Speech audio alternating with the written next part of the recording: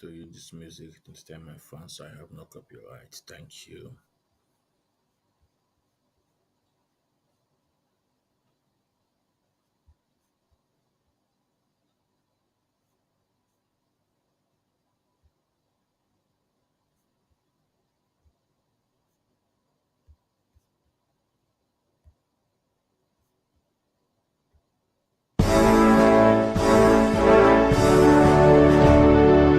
All hail Biafra, land of the rising sun.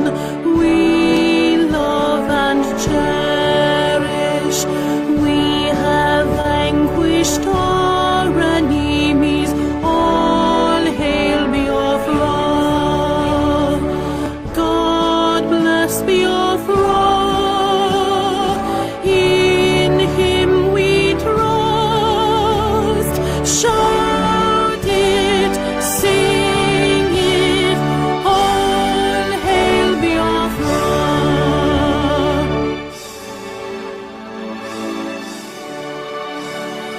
God bless Biafra. We have emerged triumphant from all our foes.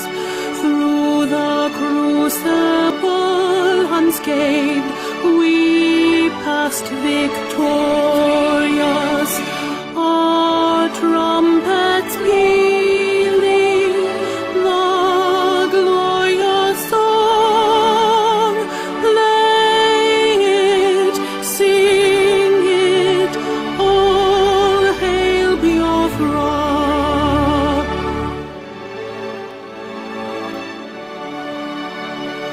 Oh, hail Biafra. We shall always remember all that perished in the struggle for our freedom. All hail our heroes. Our prayer shall be known both day and night. Say them always. All hail Biafra.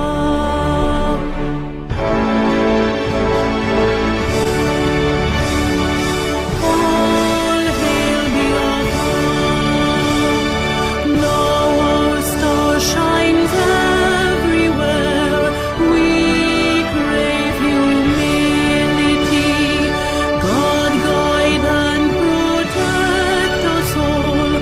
All hail your wisdom, shielding us from fury, unleashed by our anointed might.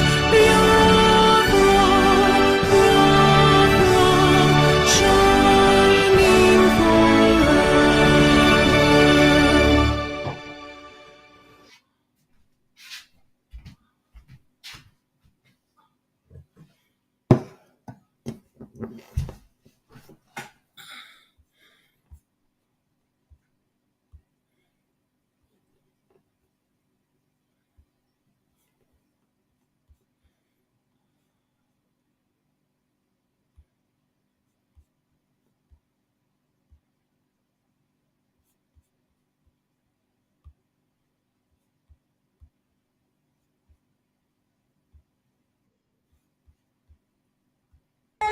Ejirimara ndị kwere ekwe, ndị bụ na-ejikwa ịhụnanya ịnarata ihe n'aka, ndị bụ na-ejikwa mmadụ anata wee bụrụ ebe dere ha.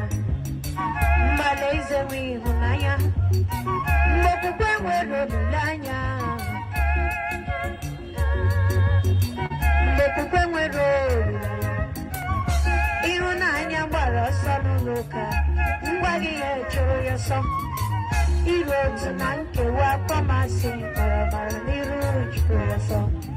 Nwanna mụ na ya nsachi mmụọ si na ọmụoyi nnọọ. Onye ahụ mụ na ya sekwa ekpere, ọ na-agọzi na njọ ọgwụ eje.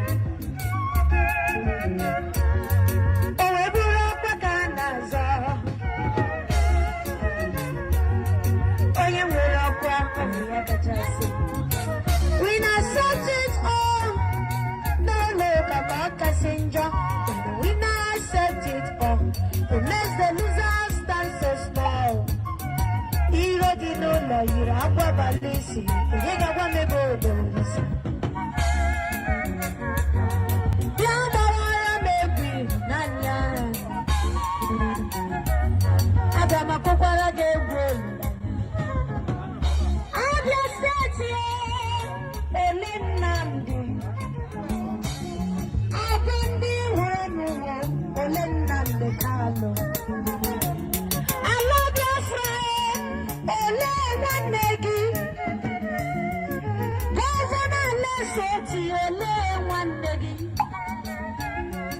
Okezi Ikpeazụ nwanne m Ole Nnamdi, gọvanọ Lesotho nwanne m Ole Nnamdi Kanu. Ụmụafọ Igbo ndị rijuru afọ Ole Nnamdi Kanu, Cubana chief priest Ole Nnamdi, Cubana lodge nwanne ya Ole Nnamdi, Imoni ajụm Ole Nnamdi nwanne gị. Ebe ka ha nọ ndị nwere ego n'ala Igbo? Bilodile Ole Nnamdi Kanu. Ụmụafọ Igbo niile ma ndị mma ma ndị na-amaghị, ọnụnụ be nwanna gbara ọsọ, ọnụnụ be nwanna gbara ọsọ, ọnụnụ be Biafra gbara ọsọ, ọnụnụ be nwanna gbara ọsọ. Ụmụ Igbo Ole Nnamdi, Skibo Komedi ọnụ na-ekwuru ọra Ole Nnamdi, ndị azọpụtara n'ala Igbo Ole Nnamdi, Ebuka Obi Ole Nnamdi, Mbaka Obule Ole Nnamdi Kanu. Ọtụtụ ndị eze nwe n'ala Igbo Ole Nnamdi, Reverend Omokpayi nna m ukwu Ole Nnamdi Kanu, ndị azọpụtara ndị ezi omume Ole Nnamdi. Ọnụnụ be nwanna gbara ọsọ, ọnụnụ be nwanna gbara ọsọ, ọnụnụ be Biafra gbara ọsọ, ọnụnụ be nwanna gbara ọsọ. Ọjị ụzọ Kalu, osisi ka osisi be ya, eji m aha Jizọs Kraịst of Nazareth na-ajụ gị ajụjụ. Ajụ m Ole Nnamdi nwanne gị, ọnụnụ be nwanna gbara ọsọ. Abara ibe ị na-ekwuchitere ogbenye ọnụ, mmụọ na mmadụ na Chukwu kere ụwa ha niile ma onye Igbo. Abara ibe ole nwanne gị, ole nwanne gị. Ọ bụ ụzọ dị mma, ama m n'iwe okenyele, okenye so na-achị Igbo lee, amakwa m nwere obiọma, mana ị ga-anọ n'ụlọ lee, ewu anwụọ n'ọkpọle, ị ga-anọ n'Imo steeti lee, ụmụnne ga-anwụsị. Ọnụnụ be nwanna gbara ọsọ, ọnụnụ be nwanna gbara ọsọ, ọnụnụ be nwanna gbara ọsọ, ọnụnụ be nwanna gbara ọsọ. Mmụọ Jehova na-ajụ unu ajụjụ Ole Nnamdi, Ole Nnamdi lee, ọnụnụ be nwanna gbara ọsọ. Onye ga ya na nwanne ya so, ụjọ na-atụ ya. Onye ga ya na nwanne ya so, obi na-ajọ ya njọ. Onye na-aga ebe ọ na-aga, ọ bụ nwanne ya na-ele ya. Ọ bụrụ na ọsọ chụọ gị n'ezi, ị ga-alọtakwa n'ụlọ gị. Mana ọsọ chụọ gị n'ụlọ, ebee ka ị ga-agbawa? Ndị nwere ego n'ala Igbo ma ndị mkpọrọ ma ndị na-akpọgire, ọnụnụ be nwanna gbara ọsọ, ọnụnụ be nwanna gbara ọsọ, ọnụnụ be nwanna gbara ọsọ, ọnụnụ be nwanna gbara ọsọ. Mmiri awụ iro, onye dibịa were ọgwụ gị, ọ rụla mgbe eji eji ya arụ ọrụ ka akpọlata nwanne anyị. Ọ bụrụ naanị ime ọgwụ ka e gbuo nwanne. Akwa ọkụkọ tiwara akị n'obodo Ọba, ọ ga-eruola onye ọbụla ga-eweli ma ntụ ya elu. Ọwụ naanị ịkwụ ọgwụ ga-atụ anyị ngwọrọ, gbuo anyị, gwọrọ anyị ọgwụ ka anyị nwee ego. Bịa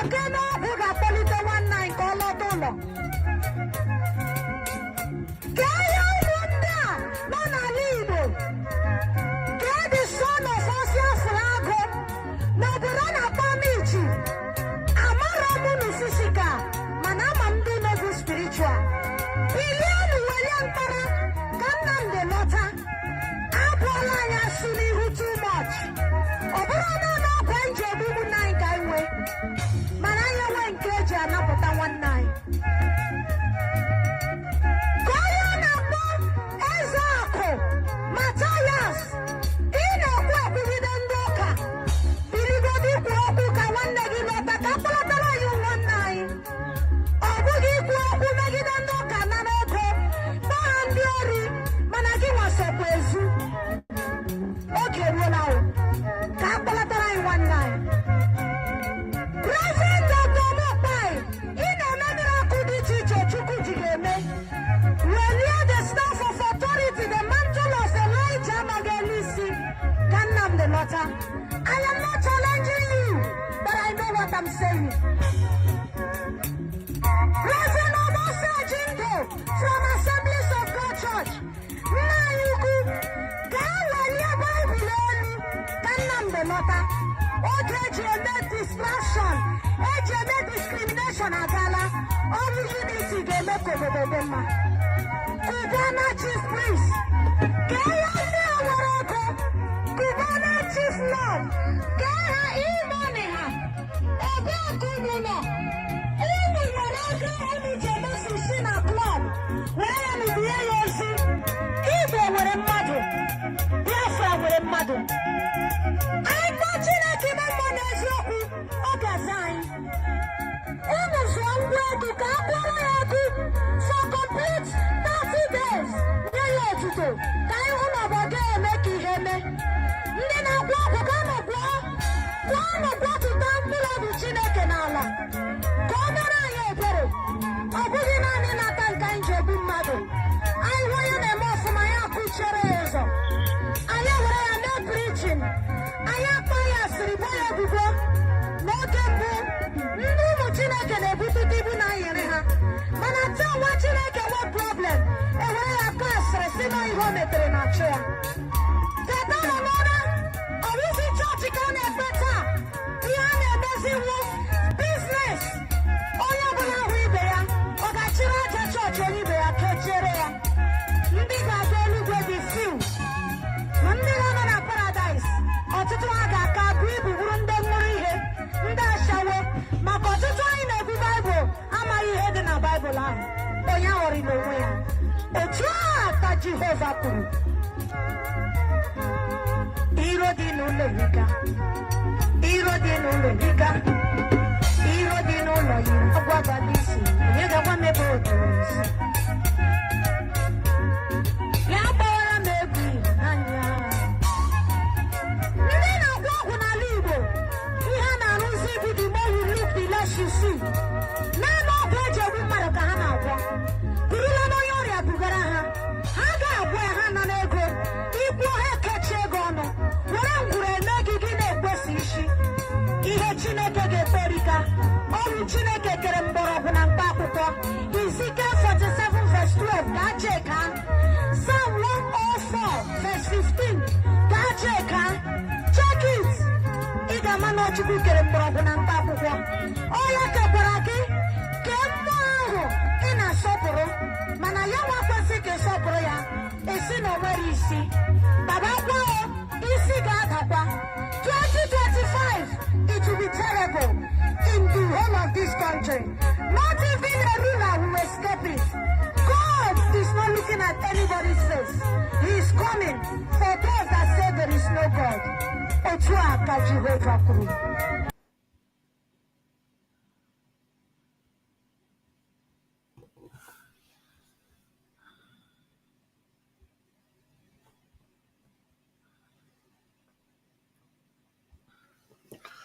Hello, my wonderful people of Biafra, friends of Biafra, and lovers of freedom. This is Mazi Ezumezu Nwekwensu. As I welcome you all, please welcome others. It's very important. As I welcome you, please endeavor to welcome others. It's very, very important. And share our program accordingly. We are live at our various pages on Facebook. We are live at Ikechukwu Umadi Ezumezu. Please, if you are listening to the sound of our voice, please hit the like button and share the program. We are also live at Maazị Ezumezu Nwekwensu, if you are listening to the sound of our voice, please endeavor to share the program and invite your loved ones. It's very important. We're also live at Ikechukwu Ezumezu, our main page, Facebook. I wonder why Facebook are still keeping this page alive. I thought by now they could have shut it down. They have reduced the followers down to 20 something thousand people, but we don't care.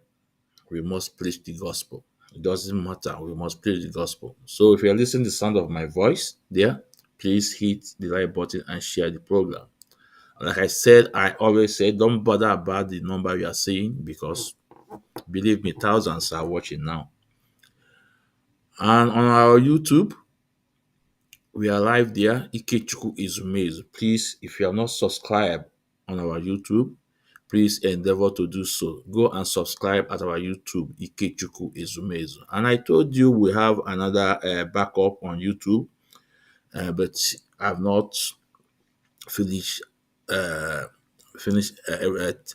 everything what I want to put there. So it's still on process. There is no time and but we must create time to talk about our freedom.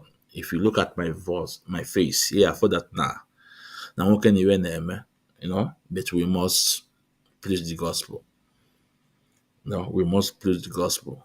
My for that now, let's know that it now. So, but we must preach the gospel. It's very, very important. No matter our schedule, our busy schedule, we must create a time. Instead, I know Aloy, I need preach Biafra. because we are not doing it for anybody. We are not doing it for anybody. We are doing it for ourselves. The freedom we are asking, the freedom we are preaching, the freedom, the land we want to restore. It's not for any other person. Our born kids, unborn kids. Then when we live on this planet Earth and gone, our name will be written in gold. That is why Maazị Ezumezu, I always carve out time, no matter my busy schedule, to talk, to bring the message to my people about restoration of Biafra.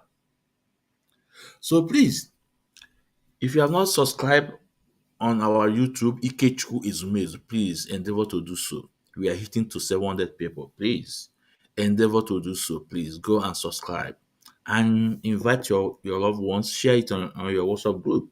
It's very, very important. And thousands are watching on YouTube, but they don't want to subscribe, but they are listening to the message. But in Subhadullah, in as much we are getting the message, in as much that what we are doing here, Subhadullah, we are ready to tell about Otimbodombo, Ezoku Chineke. Otimbodombo, Ezoku Chineke. We are students of our leader, Maazị Nnamdi Kanu. We are the students. So today's program, one for the flyer at my backstage, Maazị Nnamdi legal team press statement on 16th January 2025. It's a word press statement from Maazị Nnamdi legal team. And I will say, Mechukwu okike abịa ma ndị mbụ ndị egede. Goziwe Maazị Nnamdi legal team, led by the wise Counsel Pastor Ejimakor. Asị Mechukwu okike abịa ma goziwe unu. N'ofu ka unu la. Mechukwu okike abịa ma goziwe unu. Unu gbuo n'aka mma, unu agbuo n'aka ekpe mma, ndụ nka. Onye na-echelu unu ajọ echiche ya eji a na-ewezere mmiri. Onye furu unu na-elote iwe mere nwa ya eme ya. Ọfụ ka nna agụ n'isi unu ofu asị m ihe ọma ya emere unu.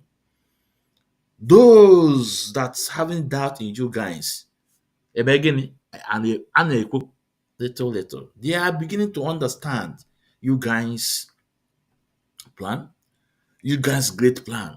They are beginning to understand, they are beginning to concur to Mazinankan legal team. We saw somebody like Emeka Gift, even also sharing it on yes handle, and he did not attach any nonsense statement as he used to do. But I'm asking man, you ma yemere anyị.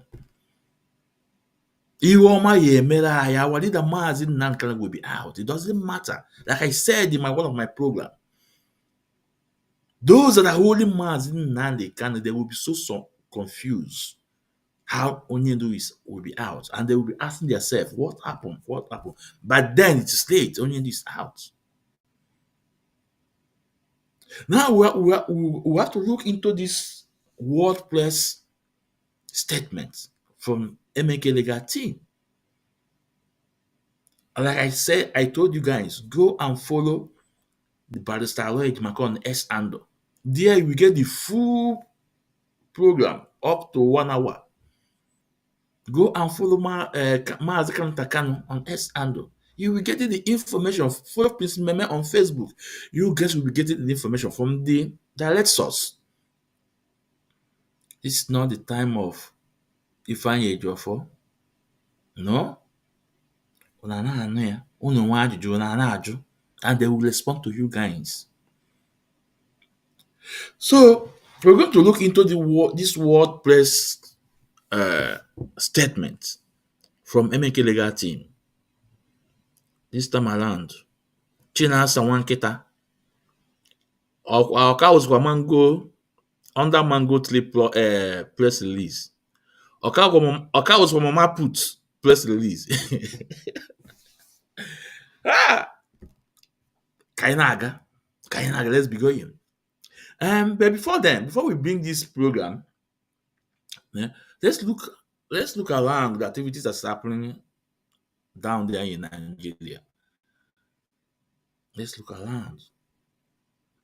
And most especially, in the Southeast. So let me bring up this video, and you guys will also agree with me that we are defeating them. We are defeating them step by step, gradually. For those that plan to tag this insecurity on Onyendu, Mazin Nandekano, we have debunked them, we have dismantled them, we have exposed them. There's no way they can lay whatever shenanigan they are doing in Southeast in terms of insecurity on Mazin Nandekano. There's no way we stand. We have exposed them and debunked them. Like I said to you guys, all Mazin I will use my small platform. I will use my small space to do what I can. Go on in the name. What are you doing? What idea are you bringing on table?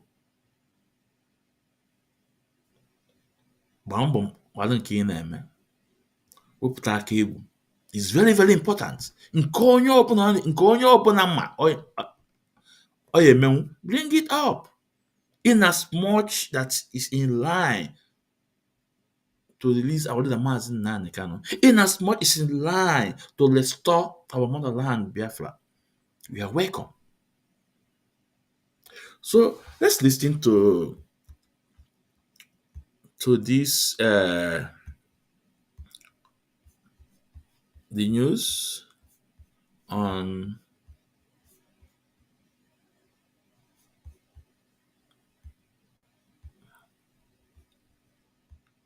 listen to the news on Arise TV. I want you guys to follow me up, please. It's really important.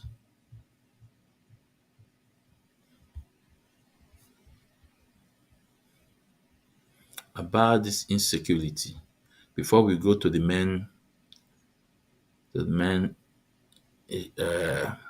topic.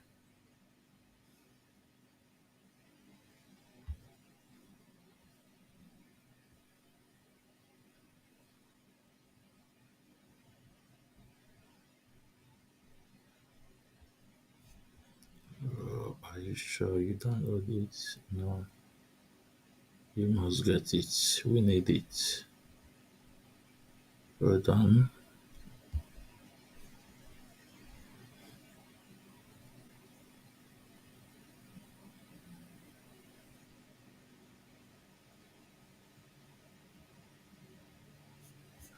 Okay, yeah, I have it. Yeah. Okay. Let's let's listen.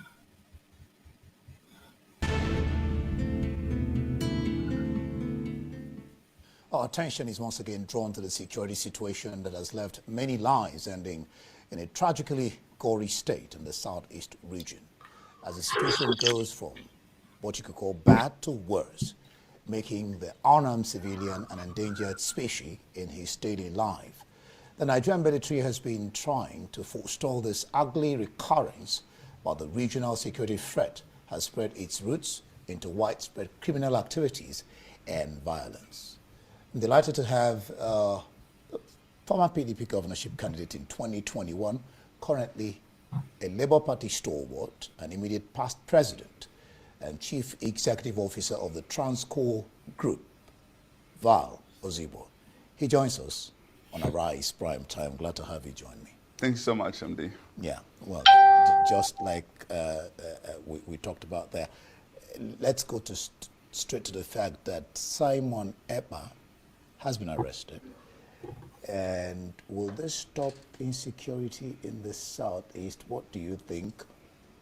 Also, I'm saying the emergence of a new female leader, a female, has occurred. So what do you think? Will this stop insecurity we're experiencing in the southeast? To be honest, I think for me, the place I want to start off this conversation is to try to paint a picture of how terrible things are in the southeast.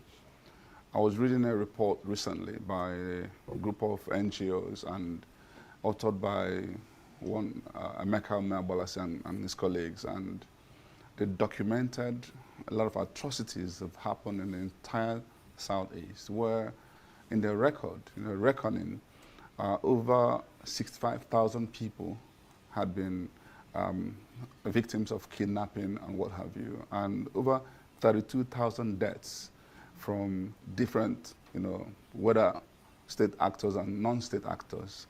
And all of these things tell you the level of deterioration we've suffered. And what is saddening is what has happened even in recent time, particularly in my own dear state, Anambra, where nobody's spared. Archbishops are not spared. House of Assembly members not spared. Reverend fathers, reverend sisters, lawyers, nobody's spared. It's just a matter of who's going to be the next victim. And when this happens, there is not even any hope inside, no rescue inside. It's just when the criminals decide to leave you off, if they decide to murder you or sell your body parts, it's their decision. And they do this unchecked. There's no threat of, oh, we're going to be arrested, nothing like that. They can spend a whole 30 minutes, 1 hour in an incident, and this is how bad it's become. And so when we're now going to go into the root cause of this, I don't think it's appropriate to just coalesce it into IPOB activities, because that's what your question is tending to suggest. Arrest of Simon Ekpa, will it stop? As if that's the only, no. Let's go deep into what are actually the root causes of this issue. In my opinion, again, it's just when you have poor leadership, because even within the same Southeast, some states are better than some. Anambra is seen as the worst today. Enugu is relatively better. Abia is better. What are they doing differently? Still the same, and guess what? Simon Ekpa is not even from Anambra State. Mazi Nnamdi Kanu is not even from Anambra State. Why is Anambra the worst? It boils down to issue of leadership. Now, let's talk about the IPOB. I believe that agitation actually is not a wrong thing in itself. Somebody saying, this is what I want, it's not a wrong thing. How you go about it could be wrong. And how also the government treats it could be wrong. And that's what we've been facing today. I'm one of those who have called for release of Mazi Nnamdi Kanu. I don't think the continued detention, incarceration, and all of this is helping matters. And quite frankly, I I don't know Simon Ekpa. We see some of the videos he does, and whether he changes, replaces, I think is irrelevant to what we're talking about. Because what has happened is that there are now huge criminal elements that hide under the auspice of IPOB to create all manner of issues. But truly speaking, they are not agitators. They are criminals. So what I say to leaders, forget about this nomenclature. Deal with criminals of whatever form. I think your governor has even made that statement. He said, let's call a spade and not an agricultural instrument. Let's call criminals criminals. Yes. And deal with them as criminals. Purely. So why is that not happening? I'll ask you this. Because you said it's a question of leadership. Yes. So have the governors or the security of the I wrote SE of the Southeast, have they shared their responsibility? So, Biafrans, lovers of freedom, did you guys listen to the man, what he said? Did you see how he escalates IPOB, Mazin Nandekano? That people are hiding under the umbrella of Mazin Nandekano IPOB to commit evil. The man said it all. And he tagged it to politicians. And remember, he's a politician too. He's a politician too. But he said the truth. So we have debunked them. Whatever lies, whatever blackmail on only the Mazin Nandika and IPOB, we have debunked them, we have exposed them. People, men with conscience, are saying the facts, and the world is listening. And the world is listening. You can see how the wise counsel and his team debunk Nigeria government's plan. You can see the way they debunked it with only that press statement, the world press statement. They expose Nigeria government and they target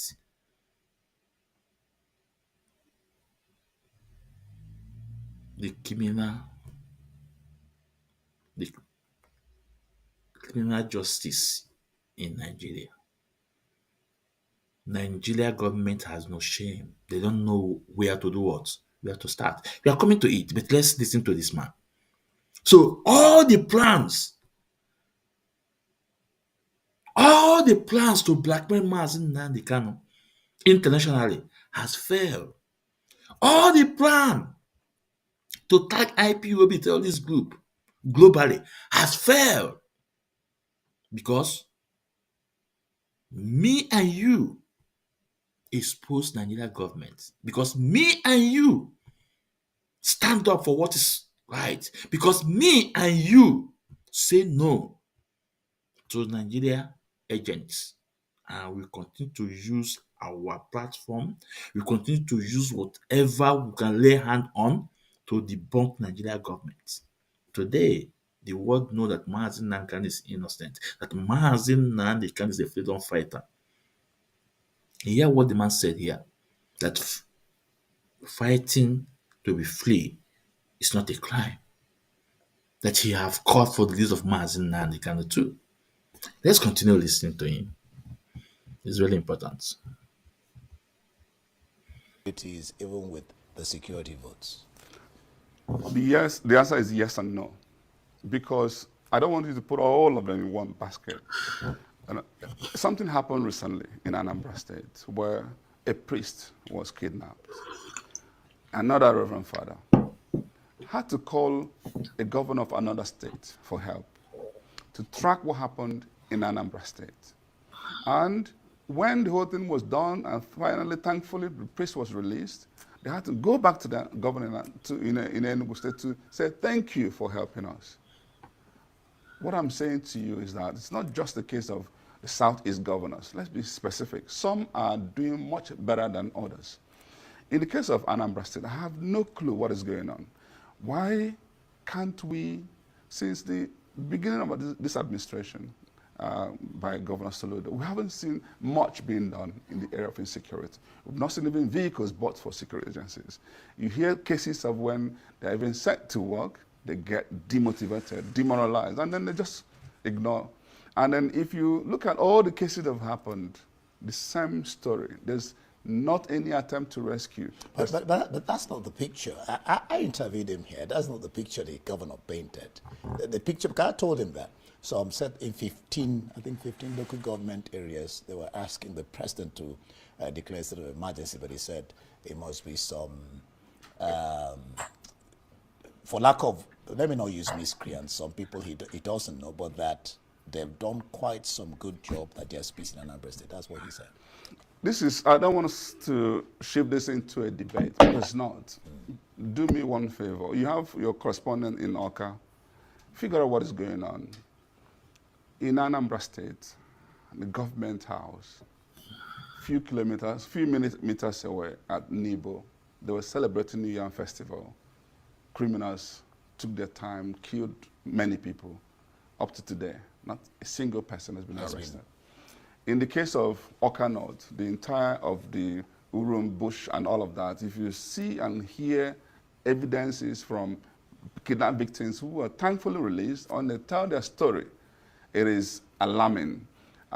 Once this interview is over, I'm going to share a lot more. Okay. The point here is that every single Anambra person who is savvy enough to understand what is going on, we all come to the same conclusion that nothing has been done so far. It's not a matter of these things are happening, but what is our response? Where is the leadership? What are you doing to create, first of all, the intelligence, the control room, where you monitor and see what is happening in different parts of Anambra State? What are you doing to empower the security agencies? And how do you craft the architecture that bring it down to the local units? How do you integrate the Ndigwes, the town unions, into all of this? How do you actually even provide sufficient empowerment for young people so that they can be gainfully employed? How do you become a source of inspiration and hope so that people will know that if they work hard, they will make a living? The point here is that we are in a situation where, guess what? Everybody is helpless and there is no hope in sight.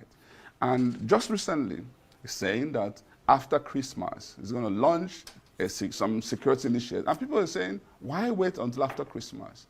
Are you using that for a re-election gimmicks or what? The fact is that what this man is saying here is 100% truth. You know, we are going to come up with a program of one of the points he made here about kidnapping of a priest. We have a voice record, a voice note from the person being kidnapped together with the priest. We also have a voice note from Ejimakor because he refused to mention the priest's name. We also have the voice note from Ejimakor, what is to talk about the kidnapping of the priest. So we're going to do that program based on that. Listen, the fact is that Maazị Ezumezu Ekwensu, believe me honestly, Soludo disappointed me. Not only me, a lot of people. Soludo disappointed because a lot of people, including me, believe that Soludo will transform Anambra State, that Soludo will make a difference. But what happened? Gịnị mere nwoke a wee change here? Gịnị mere this man wee change out of a sudden?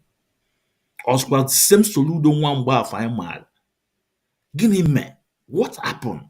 What transpired? Soludo wee change here. In Anambra State, a na-abụ mmadụ ka a na-abụ ọkụkọ n'ime ọfịa. Don't worry, I will do the program very soon. And the man said that na mmadụ ya adị ndụ a na-awụ ya afọ na-ewepụ pas ya. Ewuo wel ebe a na-akpụkwenye ndị mmadụ a na-awụ egbuo atụkpunye ndị ya na-awụ acid n'ime ọfịa. And Soludo nwere all those information and keep notes. What is happening? Gịnị na-eme? Ka anyị chọrọ ịma what is happening, gịnị na-eme? Gịnị made Soludo?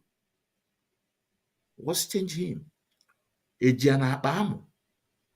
O nwere ebe eji ya dị njọ nwoke a ji wee decide to follow in this path. Let's continue listening to the man, please. It's very important. Why? What happened in the first 3 years of your administration? Why are you waiting on the twilight to launch? Because we say this because we know sometimes what usually happens is leadership. They are usually the architect of some of these things. They empower criminals for political gains.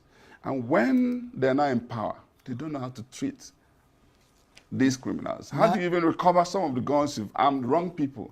And this is what we keep saying. And it's not just in Nigeria. The whole case of banditry, you hear cases Across of the length and yes, breadth of you the hear country. cases of these people actually came in through the politicians who use them for nefarious activities. And then when the job is done for them, what next? They have Because no they answer. don't have employment. They have no answer. They start, again, you've raised another issue. You have the leaders.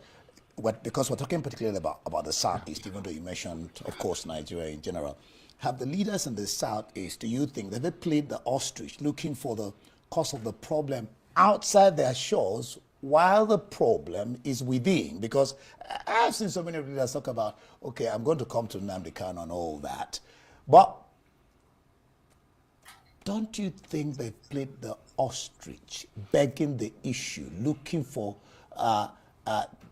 somebody said it's only the rat that is inside that tells the one outside that there's fish in the kitchen. 100%. If you actually dig further, if you read this report I'm talking about, it identified the real actors.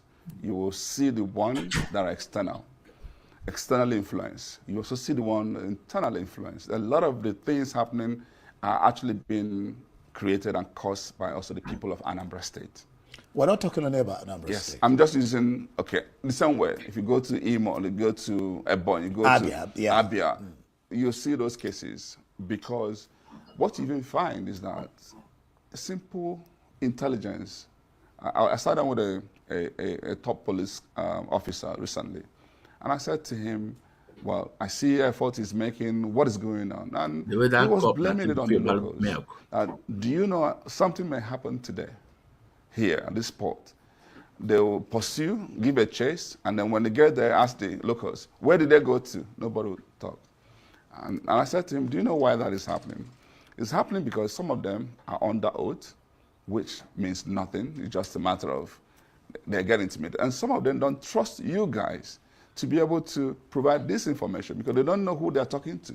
Maybe once the information gets back to these criminals, that is this guy, you create a problem for that whole family. And so, what do? You think differently. It's all imagination, creativity. Create a whistleblowing opportunity and an anonymous way of gathering this information so that people are protected when they give out this information. What I'm saying, in fact, is that none of these things are intractable. We've had issues like this in the past, and we solved them.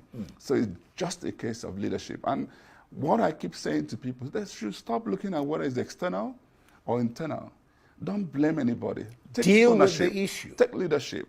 Do what you have to do because you are the chief security officer. Officer in the state. That's all. Now, because what we discuss, I mean, we must not forget the fact that the purpose of the discussion anyway is to find solutions to these problems. I was discussing with a security expert, Kabiru Adamu, and he believes that a tripartite dialogue between the federal government, the state, and the leadership of the proscribed Biafran groups, especially Kanu, and this can iron out a political settlement to eliminate insecurity in the Southeast in its entirety. What do you make of this as a solution? I agree with that submission. You know why? Don't give anybody any excuse anymore. If we solve this problem and Nnamdi Kanu is out, you now know that the rest of the people making the noise are criminals. So it's not a case of debating, are they agitators, are they criminals? So agitators, they have basically not much reason anymore. So everybody who causes any other mayhem is a criminal. They treat him as one. Secondly, we go beyond just governor and presidential, and let's also bring it regional. I like to see the governors of Southeast come together and throw away their egos, just come together, blend together, and solve this problem commonly. Because the idea of you chase them in Imo, they run to Anambra, you chase them in Anambra, run to Imo, doesn't help anybody. But if they are able to come together, you chase them concurrently, and they will have no place more. Ejimakor, what has he been able to do? Uh, as far as I'm concerned, the answer is in the result. I don't celebrate effort. Security has worsened in Anambra State and Southeast. Let's figure out how to get it solved. What we've done so far hasn't worked.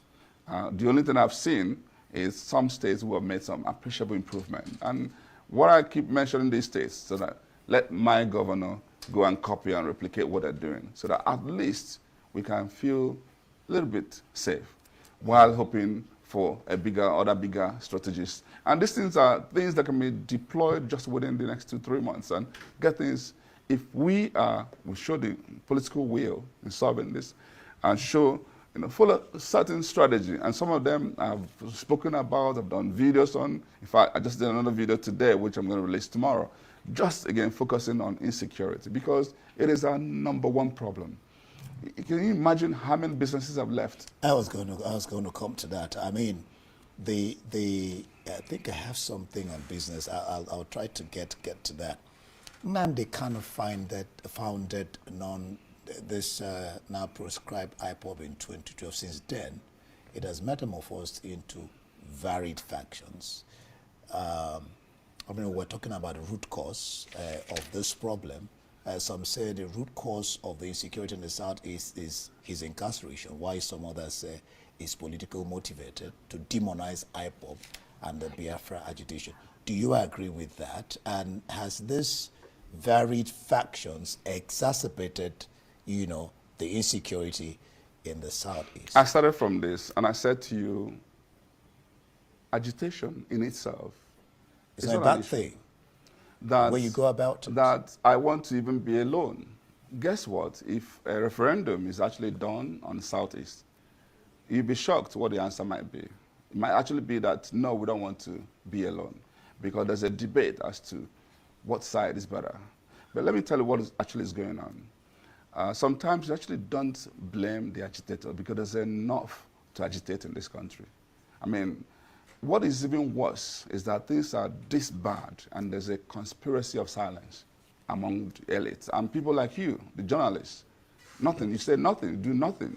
We're doing something. That's what we're doing. That's what we're doing now. That's what we're discussing. So you can't say we say nothing. And then some of the former leaders, governors and co, because they all have EFCC files, nobody says nothing. That's the worst thing that can happen, that in the face of criminality, everybody keeps quiet. So on that note, Nnamdi Kanu was speaking up. Was actually commenting. I don't. Let me interject here, because I have a lot of videos to play, so that's why I let it play a bit longer before I say something. You can see the points Mr. Van have made here, that Mazi Nnamdi Kanu is innocent. This is a fact. And he cannot tell me that you that are watching me have more network than this man. He was a former Anambra State governorship candidate in 2021. He's now in Labour Party. So, if this man, this caliber, this man will come out and tell you that what is going on in Southeast is not about Mazi Nnamdi Kanu, that is about the politician. Don't you know that this man know what he's saying? Because he's one of them. You know what is going on. And he also told you that there are some politicians that will give guns to these guys to work for them. Even after the election, they cannot be able to get that gun back from them. He said a lot of things. Ndị Igbo, it is time for we to come together to ask freedom of Mazi Nnamdi Kanu, whatever party you belong to. And he also made a statement again that there are a lot of governors, a lot of people that are into EFCC net. Now, the insecurity is mostly in Anambra State. Because during the time of Obiano, it's not like this. Now, is there anything that they are holding on Soludo? Is there any way that they are holding him, that you must allow this thing to happen in your state, or we shall do this to you. On anything at all like that. Because it's suspicious. The way a man and Soludo change overnight. One not the ego. And I will tell you that the only thing that is constant in life is change. The only thing that is constant in life is change. So, but one good thing, one good fact that Mr. Van have able to establish to the world, to Nigeria government, Mazi Nnamdi is innocent. And what Mazi Nnamdi is fighting for, it is his own right. It is his own fundamental human right to demand for freedom of his people. And the man said, okay, don't be surprised if Levelando has been consulted, that people will like to remain in Nigeria. Let's consult it first. Let's see. Let's conduct this first. Let them open the door open for Levelando. Let's see. UK did their own. Scotland is still asking, demanding for it. Now nobody was thrown to jail. Nobody was buying in Scotland for asking for a referendum again. In Spain, they did it. Nobody was buying. But why in Nigeria? Why? Let's continue. Let's continue listening to Mazef Van. When someone was speaking up, sometimes he goes overboard, and some of us will cringe. No, you're going too far. But he wasn't. There's actually a good premise for people to agitate in this country. And guess what? It wasn't exclusive to Southeast alone. Almost every part of this country. Today, I don't see anybody agitating more than the northern part of Nigeria today. They are all agitating. But how do they do that? Some do that in the quietness of their home, and see, we've got to hold leadership accountable if we want a functional democracy. So, but how they managed the whole Nnamdi kind of thing was and the same thing happened with Boko Haram, by the way. When these things happen, deal with these issues, engage, dialogue, sit down and, guy, what is going on? Why are you doing this? Okay, see what we're going to do. Don't worry.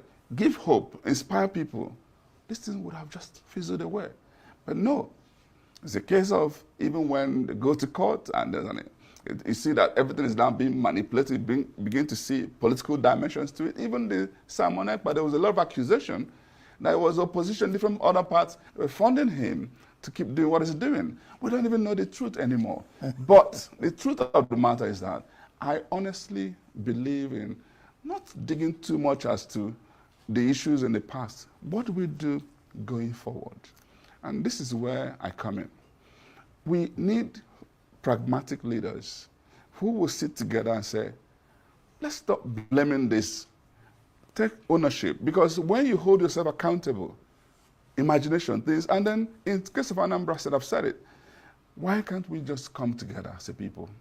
Whether some of the of IPO, the church, the Igwes, the government people, the town unions, the traders, let's come together and have a proper dialogue. Where do we go from here? If we have such listening government that can bring everybody together and we craft a common strategy, there's no way this thing can't. But all of a sudden, you just wake up and say, no more Monday sits at home. No solution, no answer. Said it. Why can't we just come together as a people? Whether some of the of IPO, the church, the Igwes, the government people, the town unions, the traders, let's come together and have a proper dialogue. Where do we go from here? If we have such lists, it's a case of even when they go to court and you see that everything is now being manipulated, begin to see political dimensions to it. Even the Simon Ekpa, there was a lot of accusation that it was opposition, different other parts were funding him to keep doing what he's doing. We don't even know the truth anymore. But the truth of the matter is that I honestly believe in not digging too much as to the issues in the past. What do we do going forward? And this is where I come in. We need pragmatic leaders who will sit together and say, let's stop blaming this. Take ownership. Because when you hold yourself accountable, imagination, things, and then in case of Anambra, I've said it, why can't we just come together as a people? whether it's some of the of IPOB, the church, the Igwes, the government people, the town unions, the traders. Let's come together and have a proper dialogue. Where do we go from here? If we have such listening government that can. You see, Mr. Van make a very valid point here. Very, very valid point. And this is what I have been clamoring, even during the time of the late Chief Iwanyan. I told Chief late Iwanyan what to do. I even, you know, requested from him for him to organize a protest. For him to organize the protest that he have the capacity to organize a protest. Both the ways, the elites, the traditional rulers, the governors, the IPOB, the people that are fighting for the social of Biafra, let's come together and protest. And he had the capacity to do that for the use of Mazin Nnamdi Kanu. Now, this is what Mr. Van is similarly saying, that why can't we come together? And I told the Chief Lady Wanyan, do it because time is not on your side. But guess what? He didn't. And that is why people like me, we will not give these Southeast governors a space for them to manipulate the next, or next the chairman, or next the presidency. We had what, or we have seen what they did. The newly elected, or next the chairman, President General, Barrister Uche, the Southeast governors is not comfortable with him. And guess what? They went to Enugu to bring up their own stooge that they can be able to manipulate or use. And believe me, what is happening in our land, 60% of them is from Oroneze. Oroneze. I'm being honest with you. And that is why tomorrow we will be live with Barrister Uche, the newly elected Oroneze Presidency General. Tomorrow, 10 o'clock Biafra time.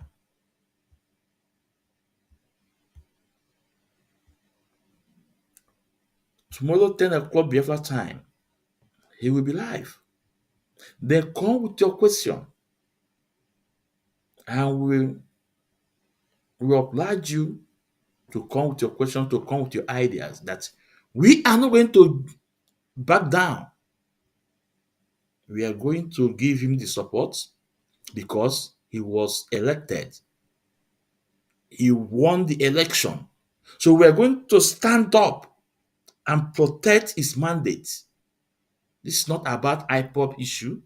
This is not about I belong to this fashion or this fashion. Now all hands must be on deck. That this time around we are going to correct the injustice in Oroneze and Igbo. It doesn't matter these governors that went to Enugu to nominate their own person. We cannot give it to them. No, we are going to fight and resist them because the land of Igbo we fight. Igbo Wofu. So tomorrow 10 o'clock Biafra time. Don't miss this program. We'll be live. Okay? It's very important. So I agree with Mr. Van for saying, why can't we come together? But you know what? These governors will not allow it to be because they are using them. They are using them against their own people. Okay, let's continue because Kaiba Pure also here. bring everybody together, and we craft a common strategy. There's no way this thing can't. But all of a sudden, just wake up and say, no more Monday sits at home. No solution, no answer. And guess what? People get murdered because you're threatening. There's no plan, no action. Nothing. It's really a shame that the governors in the Southeast can't stop that. One wonders. But some have stopped it, by the way. In Enugu, they move on. Abia, they move on. Where Mazinam can, there's no sit at home in Abia. They move on. But in our own case, we haven't managed it well. That's why I keep saying, when we sit together, we will learn from the successes in different others, and we will come together. And this is not about politics. Let's get this job done because people are dying. It's about security of property and life, and then the business that has been lost over the years. You know, now you mentioned something about, well, I know you're not in PDP, but just a brief before we end the discussion. It affects you in one way because the talk around town is that all the opposition parties are just failing across the board, and that affects democracy because APC looks like it's standing as a behemoth, and if the opposition can't, rein APC in, then the masses suffer. Ologuaba says he sees the hand of a third force in this matter, the matter of the two secretaries. National secretaries, Anyanwu and Udoka on the other hand, Mm-hmm. after court cases, What do you make of this statement? Third first in this matter, the APC is responsible. Is that not indicting the party as to its lack of unity? There's a lot of things wrong with our democracy. And honestly, people like us, me in particular, I left my comfort zone to go into politics because of my rejection of this type of status quo, that we can't continue like this. What you see is a clear case of lack of internal democracy. What you also see, complicity. A lot of the people who ought to be talking. Okay, I think here we're going to stop and move on with other videos I'm going to play. So this is from Ezigbo, Van Ezigbo, a Labour Party member. He have established the facts. He have accelerated Mazin Nanikan and IPOB.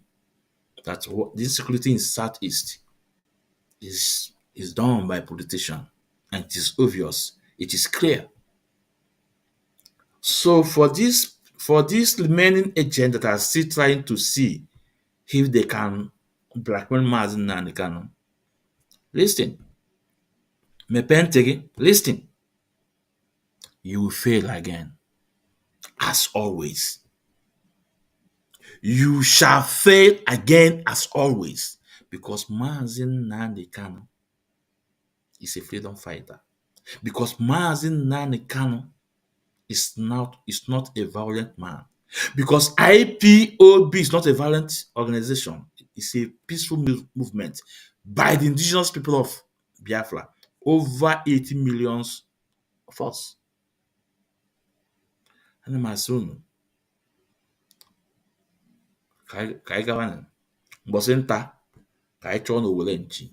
now, there is a video, about 5 minutes video I want to play before we go to the main issue. Again, I want you guys to see the reason why Mazin Nankan is doing what he's doing. The reason why Mazin Nankan came up. The reason why IPOB is fighting. The reason why people like me are saying that we must go to our motherland. We must restore Biafra. I want you guys to listen and watch this program.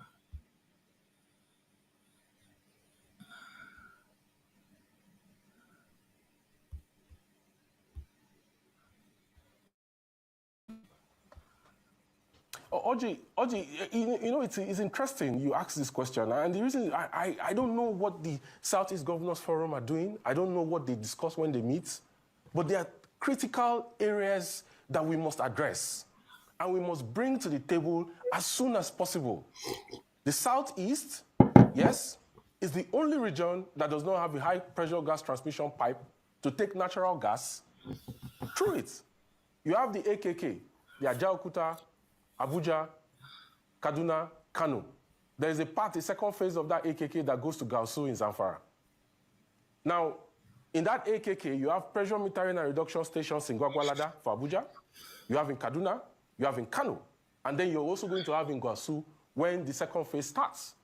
That AKK is what the government hopes to extend for transnational gas pipeline through Niger Republic to Algeria, even if I don't think that will be feasible because of the lack of diplomatic relationship between Niger Republic and the Nigerian government in Abuja. Okay? The Southeast does not have a pipe that runs through it, despite the fact that Abia State produces a lot of natural gas. In 2007, Ibe Kachuku designed Nigerian Gas Master Plan, and in that master plan, he put a 121-kilometer pipe that is supposed to extend from Aba to Owerri, to Enugu, to Onitsha, and then to Nnewi. The government says that no, they want to do a TNGP pipe extension from Abia State to Ajaokuta, and the second phase is going to go from Abia State to Enugu to Ajaokuta. That is going to take gas away from the Southeast, not through the Southeast. You need a pipe that extends that, because you need gas for glass fabrication, you need gas for urea, you need gas for power. 40% of the gas that is typically produced every day, either through associated gas that you get when you drill crude oil, yeah, or through non-associated gas fields. It's used for electricity. So how do you want to increase generation and increase feedstock to the Gencos in the Southeast if you don't build a high-pressure transmission pipe? Whose responsibility is it to make sure that this happens? It's the Nigerian Gas Infrastructure Company, which is a subsidiary of the NNPC Group. So my question to the management of NNPC is, why have they refused to commission FID for gas pipes to the Southeast? Why have the Southeast Governors Forum not gotten into a meeting with the president to ask him why the region does not have a gas pipe that runs through it? What exactly is wrong that it seems that there is like a calculated power share between the Northwest and the Southwest, and until every other region in Nigeria gets permission from the Northwest and the Southwest, nothing happens in their region. It doesn't make any sense. How can Mr. President be talking about renewed hope and economic transformation and increase in the per capita income of Nigerians and prosperity for Nigerians, about building a $1 trillion economy when everything is centered around Lagos? Let me. So, you that are against Mazin and Canada, are you not ashamed of yourself now? You that are against Mazin and the Kano, are you not ashamed of yourself? You that are ashamed of IPOB, are you not ashamed of yourself? In that contraction called Nigeria, the Southeast Nigeria is where they produce the highest gas. Where they have the highest gas, whatever they call it, in Southeast region in Biafra land. This is where they have the high depositing gas. But you can hear what he said. Given the pipeline passed through various states in Nigeria, but Southeast was excluded. Ask yourself why. The states that don't have that gas, the pipeline passed through there. They will have access to the gas, everything. But only Southeast, nothing. Ask yourself why. And this is the state that producing the same gas. You guys should be ashamed of yourself. Any man or woman that's against Mazi Nnamdi Kanu, you should be ashamed of yourself. Any man or woman that's against what IPOB under the leadership of Mazi Nnamdi Kanu is doing, you should be ashamed of yourself. You are the enemy of Igbos. You are the enemy of Igbos. You are the enemy of Biafrans. Look at him. He's not an IPOB member, but look at what he just exposed to the world. And you are calling us that we are the enemy, but you are the real enemy that is against Mazi Nnamdi Kanu. I don't care to know who you are. I don't care. But in as much that you are against Mazi Nnamdi Kanu, you are the true enemy of the land. Let me stop here. Let's go to our main this thing.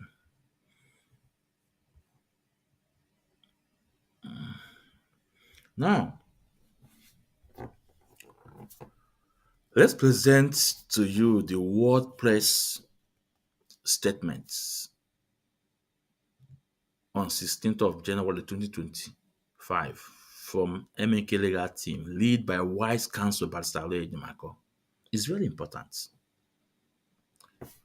Onye anyị Igbo anyị so obi ọkụ wute eziokwu Chineke. Onye anyị Igbo anyị so obi ọkụ wute eziokwu Chineke. It doesn't matter who you are. It doesn't matter the capacity field that you control, you have. It doesn't matter the media space you think you have. But I use our little space to dismantle you guys. I use our little space to tell the world the gospel truth. I use our little space to let our people know Akani na Akebe. Oh, Mazi Ezumezi na-ekwu ekwensu. Before now, they said, give Mazi Ezumezi months, a few weeks, he will be out. But those that want me to be out, where are they today? These little media worms, where are they today? Where are they? I told them that they can never be united until Mazi Nnamdi Kanu is out. I know. Oh, Mazi Ezumezi na-ekwu, ezie m ozi, zie unu. That's all. Today, what is happening? How about Simon Ekpa camp? What is happening there? Because any house that is built with lies, with deceive, with blackmail, that house shall also be destroyed with blackmail, with lies, with propaganda. This is fact. It's natural. Chinasa Nwankita, where is he? Kebe or no? Kebe Chinasa Nwankita no? It's not coming on Lego Biafra the way it used to come. He be yab. The same Chinasa Nwankita that told you guys that Mnklegalteam all mango tree press release. Mama put. Today, look at it. Look at what is going on. Obulo JC na agba. All system. Obulo JC na agba no system. Chinasa Nwankita Alpha. Are you not ashamed of yourself? For those in the leadership, Alpha, are you guys not ashamed of yourself? Emeka Gift that also posted it. It did not even attach any this thing. Are you not ashamed of yourself? We will use our little platform to dismantle all your mighty media because I put ezoku Chineke. And the Mazi Nnamdi Kanu said, if you're saying the truth, the men there be saying it. Even if it see that you are the only one, even if you are the only one that say the truth, the men there need to put that ezoku. At the end, others will follow. This is what is happening. So we welcome the Wise Counsel and his team. And I ask Mama Delunu. Let's listen.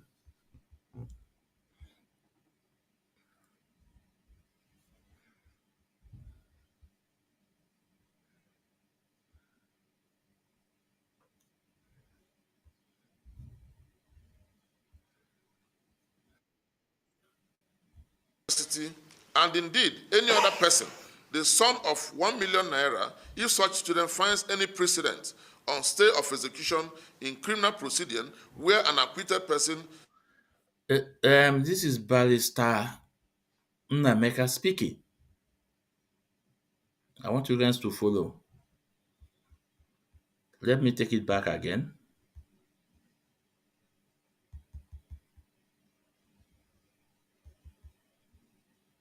Because Mazi Nnamdi Kanu is of the Igbo extraction and must suffer, notwithstanding what the provisions of the law are. On the part of the Supreme Court, Onyendu Mazi Nnamdi Kanu did not jump bail but rather ran away from the treacherous acts of Operation Python Dance to save his life and physical well-being.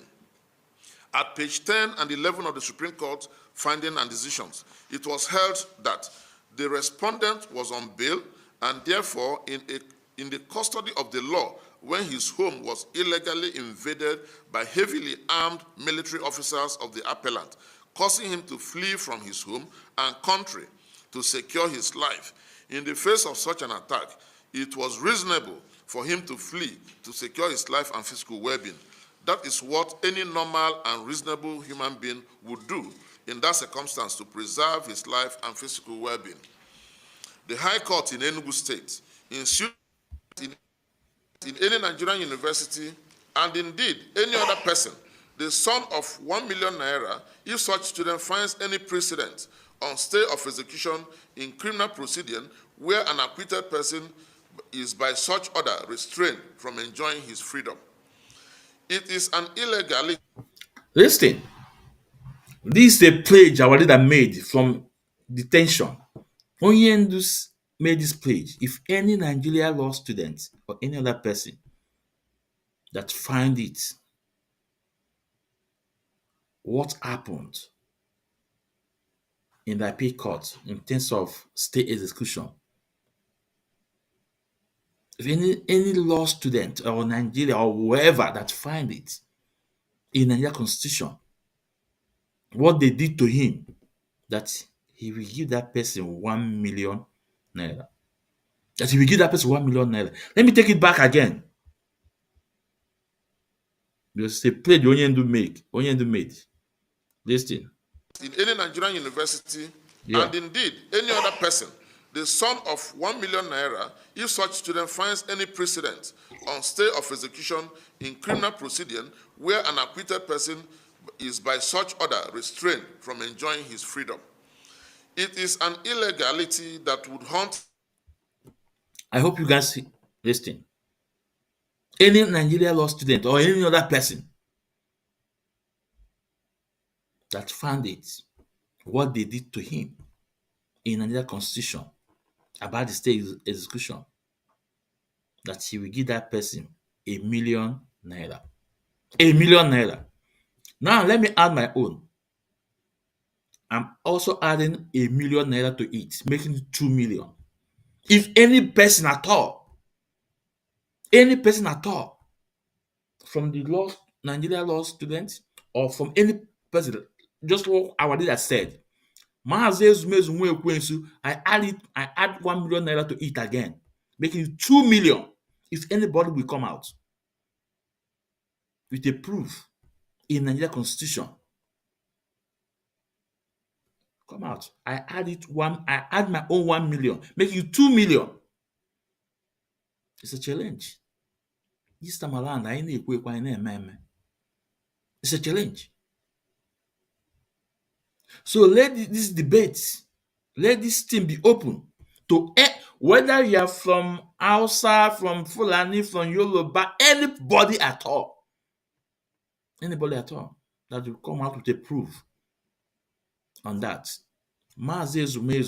So I add 1 million naira to what Onyendu said, making it 2 million naira. Let's continue listening. Nigeria for a long time to come. But then it was granted because Mnklegalteam is of the Igbo extraction and must suffer, notwithstanding what the provisions of the laws are. On the part of the Supreme Court, Onyendu Mnklegalteam did not jump bail, but rather ran away from the treacherous acts of Operation Python Dance to save his life and physical well-being. At page 10 and 11 of the Supreme Court finding and decisions, it was held that the respondent was on bail and therefore in the custody of the law when his home was illegally invaded by heavily armed military officers of the appellant, causing him to flee from his home and country to secure his life. In the face of such an attack, it was reasonable for him to flee to secure his life and physical well-being. That is what any normal and reasonable human being would do in that circumstance to preserve his life and physical well-being. The High Court in Enugu State, in suit number E20/2023, between Mazen Nnamdi Kanu versus Federal Republic of Nigeria and 4 others, delivered on the 26th day of October 2023 by Justice A.O. Onovo, in the enrolled order of its judgment declared thus, that the practical application of the Terrorism Prevention Act and the executive or administrative action of the respondents, which directly led to the proscription of IPOB and its listing as a terrorist group, said IPOB being comprised of citizens of Nigeria of Igbo and Eastern Nigeria ethnic group, professing the political opinion of self-determination and the consequential arrest, detention, and prosecution of applicant as member/leader of the said IPOB is illegal, unlawful, unconstitutional, and amount to infringement of the applicant's fundamental right not to be subjected to any disability or restriction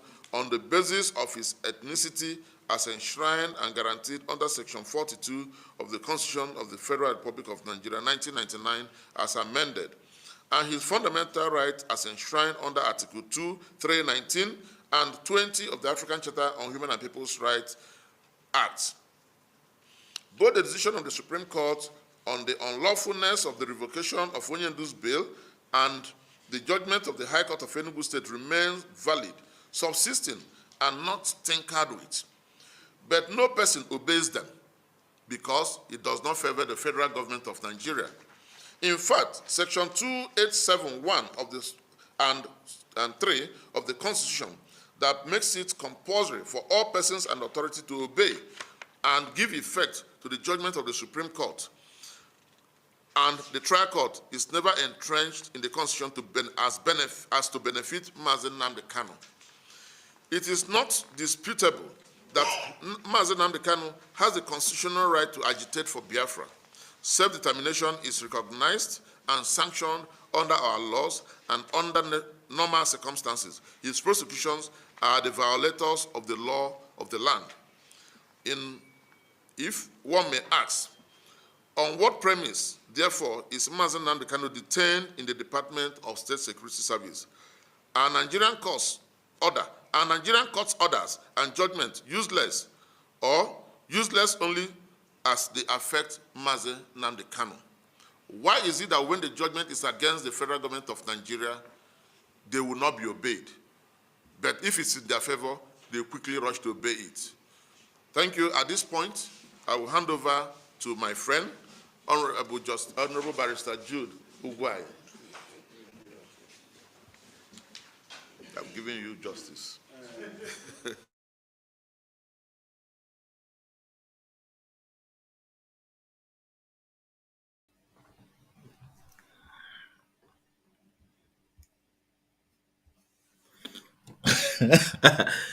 A na-akụkwa aka ebe a. A na-akụkwa aka ebe a ka m na-ajụ unu. A na-akụkwa aka ebe a.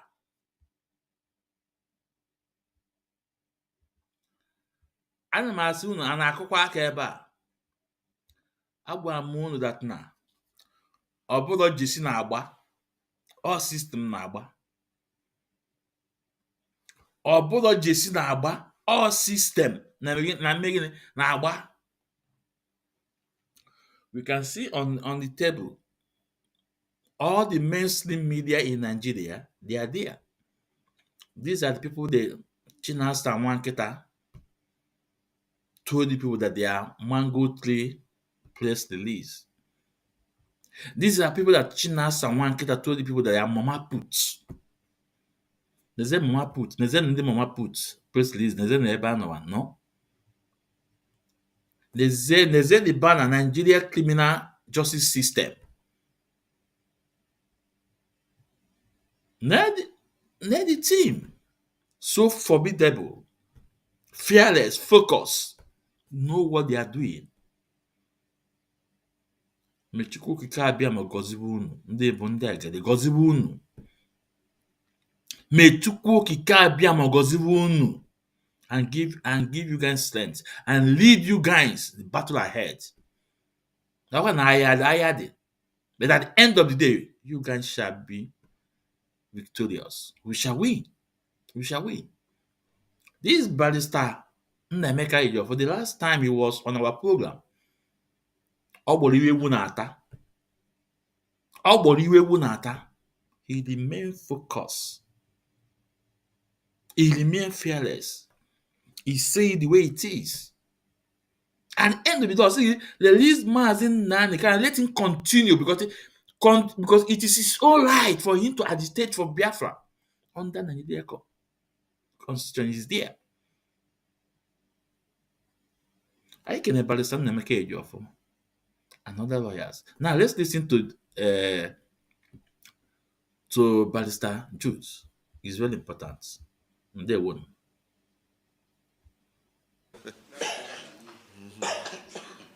Sorry. Maybe water here. So have full video. Maybe, no, not on air.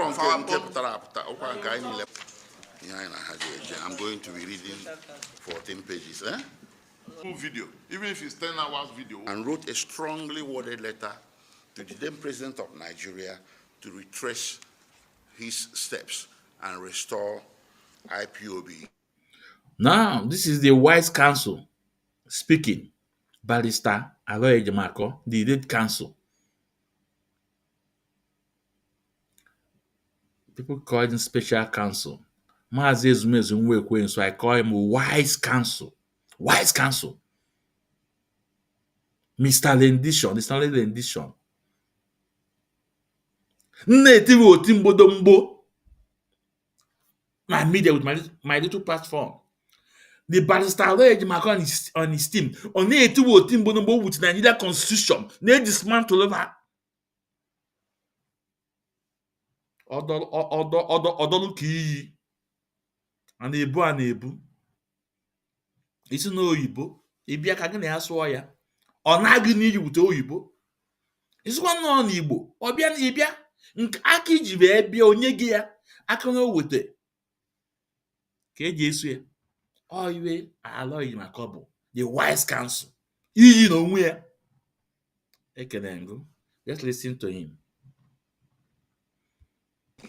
To its former legal status and cease and desist from further arresting or harassing or persecuting members of IPOB. Yet, from the date of issuance of that decision to when the former president left office, nothing was done. Rather, the opposite was done. The persecution, prosecution, arrest, torture, everything became even worse. It is pertinent to mention at this juncture, perhaps as a necessary digression, that had the former president of Nigeria implemented that directive issuing from the African Union, a lot of people who died numbering in the hundreds, some say in the thousands, and in fact, including Mazi Nnamdi Kanu's infamous extraordinary rendition from Kenya in 2021 wouldn't have happened. A lot of lives would have been saved and the nation would have been more at peace. And we will not have the insecurity that we are grappling with today in the Southeast. And further to the decision of the African Commission on Human and People's Rights, the United Nations, through its special rapporteurs, transmitted a decision in 2020, May, precisely 2020, no, in October 2020, condemning the proscription, IPOB, and the terrorist tag placed on it. The quotations of what they said are contained in our press release, and they are verbose. But the summary of what they are saying is that the action of the federal government was driven by some ethnic considerations against the Igbo, and that the action offended every known canon of international human rights law.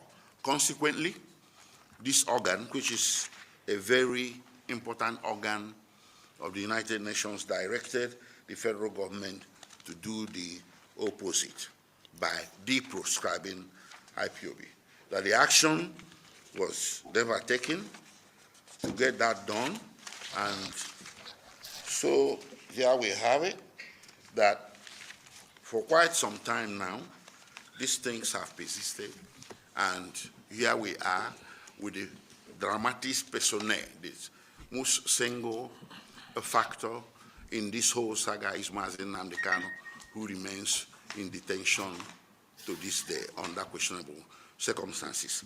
At this juncture, I will yield to my colleague to my right, Barrister Emeka Ejiofor, to take you through some of the analysis of what I have said.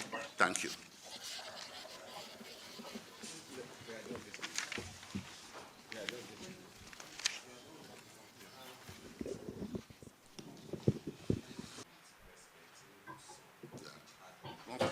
Prince Emmanuel Kanu.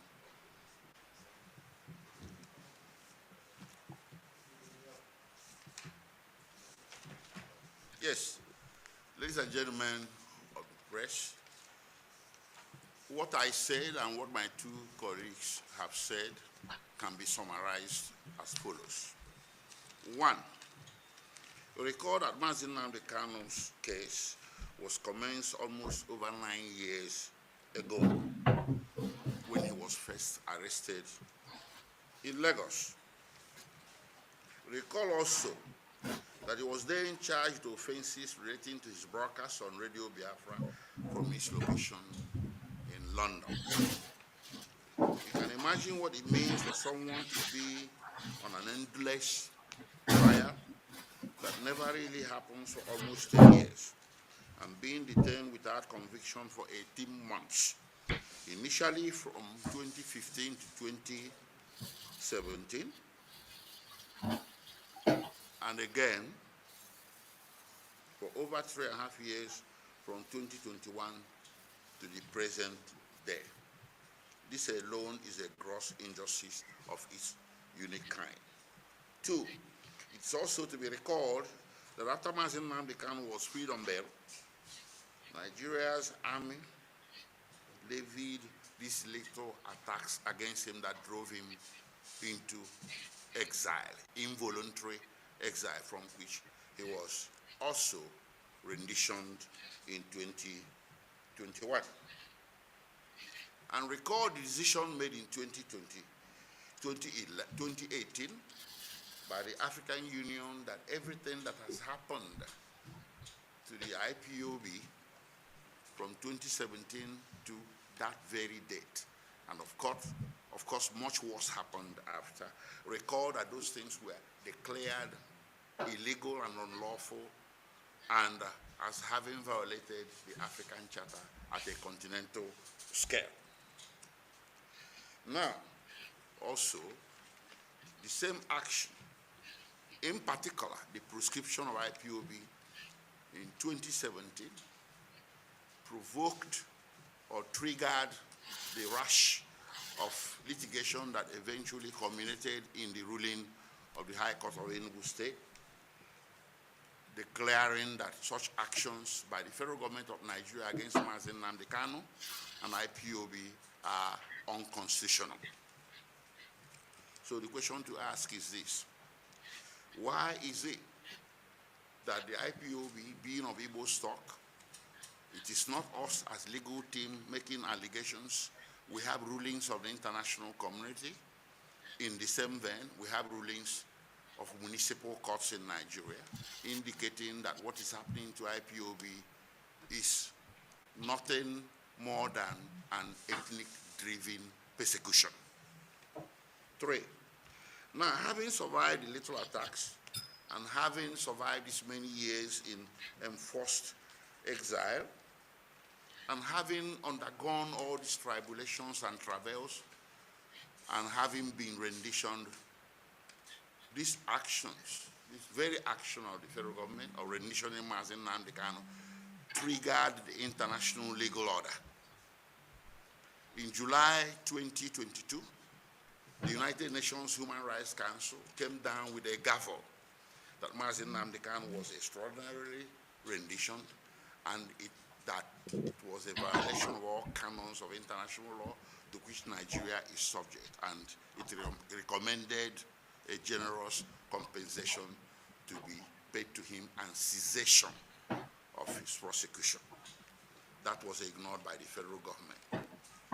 4. It is noteworthy that on 29th June 2021, as indicated before, Mazen Nnamdi Kanu was arraigned, well, you can say produced in court, albeit secretly, through the back door and presented before Honorable Justice Binta Moritala Nyako, who was aware that Mazen Nnamdi Kanu had counsel of record. The prosecution was aware Mazen Nnamdi Kanu had counsel of record, not us, his former lawyers. And the DSS was aware of the information of his counsel of record. Everything was on file. Yet, Mazen Nnamdi Kanu, or the court, conducted hearing over the head of Mazen Nnamdi Kanu and remanded him to DSS custody without notice to his counsel, not to talk of presence of his counsel. This is a flagrant violation of Section 36 of the Nigerian Constitution. 5. When you fast forward to October 2022, when the Court of Appeal discharged Mazen Nnamdi Kanu, there was also a judgment issuing from the Federal High Court sitting in Umuahia, which had declared his rendition from Kenya as unconstitutional. It didn't stop there. It went as far as declaring his continued detention in Abuja as unconstitutional.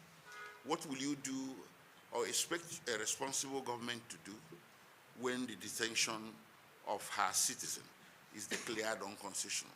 You open the gates of the detention center and allow the citizen the free pass to go home. That's what Mazen Nnamdi Kanu deserved to have been done with him since October 2022 when that judgment came, but the federal government never did. That's part of the reason why we are saying his detention has turned extrajudicial and is no longer backed by any court order. 6. Regarding the December 2023 judgment of the Supreme Court, which people are touting as having sent Mazen Nnamdi Kanu's case back to the High Court for trial, it doesn't end there. If he ends there, then it's a mischievous conclusion. The court went further. He said Mazen Nnamdi Kanu needs to go back to the High Court for trial, but it also said the High Court should not have revoked his bail. It also said that by revoking his bail, the impartiality of the High Court judge had become suspect. Ladies and gentlemen, you may not be lawyers, but when the apex court of the land tells a High Court, you should not have done this, what remains is for a High Court to do that which, or undo that wrong which he had done. And Section 287 of the Nigerian Constitution backs this up, because under that section, all subordinate courts in the country, or all courts in the country, are subordinate to the decisions of the Supreme Court. It never happened. 7.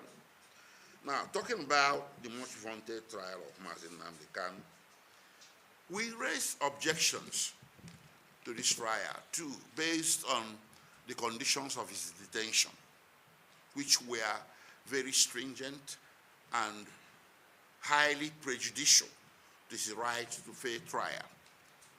This application was summarily denied and an accelerated trial was ordered in its place. We raised a second objection based on certain constitutional infirmities and statutory issues we noticed in the charges facing against Mazen Nnamdi Kanu. This too was summarily denied. So if you were Mazen Nnamdi Kanu, what will you do under the circumstances? To succumb to a trial you knew in your heart to be going towards the trajectory of an unfair trial, or to seek alternatives to that. 8.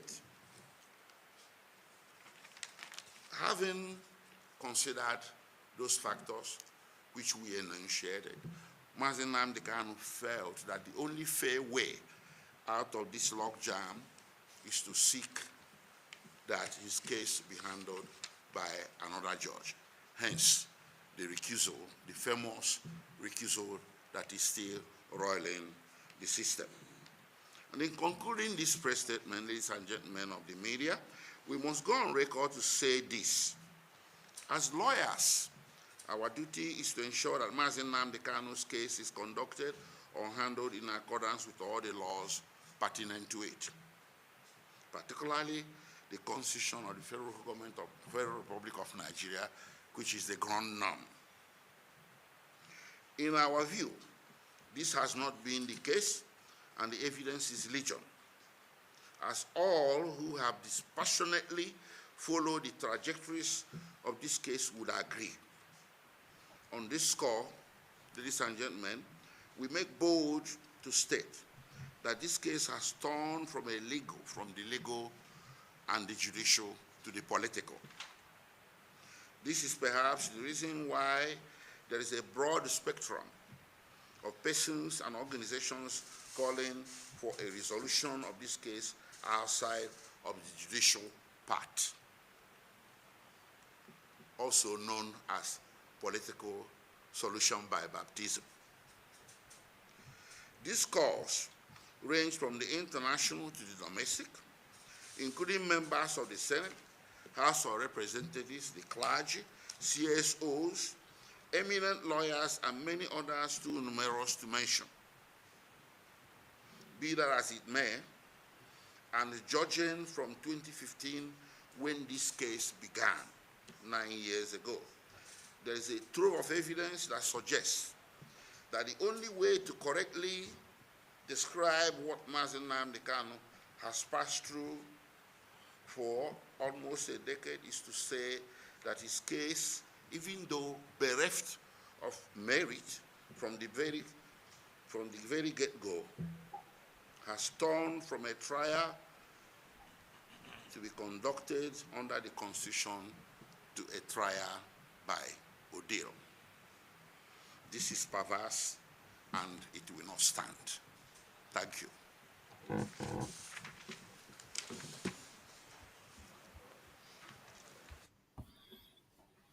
Biko na-akụ n'aka ebe a, na-akụ n'aka. We are so proud of Mnklegalteam, led by White Counsel Pastor Ejimakor, for standing tall and tough against Nigeria government, for not allowing Nigeria government plan to be established. Now with this, you guys will have a sense. If this man we are back down, if this man back down on the bullying, from Chinasa Mnklegalteam and this little million worms, that on our base court judgment will stand, do you now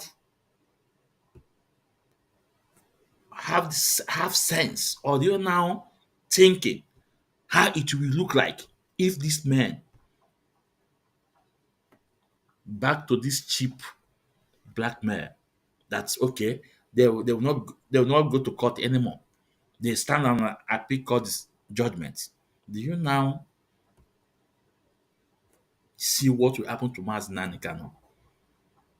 Like I said before, they will just throw our leader in a room and just lock it and throw the key, whatever they like.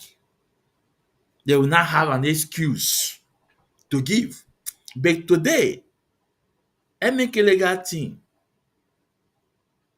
make Nigeria government. There is no way they can lay their hand in anything against Mazi Nnamdi Kanu or any excuse to hold our leader.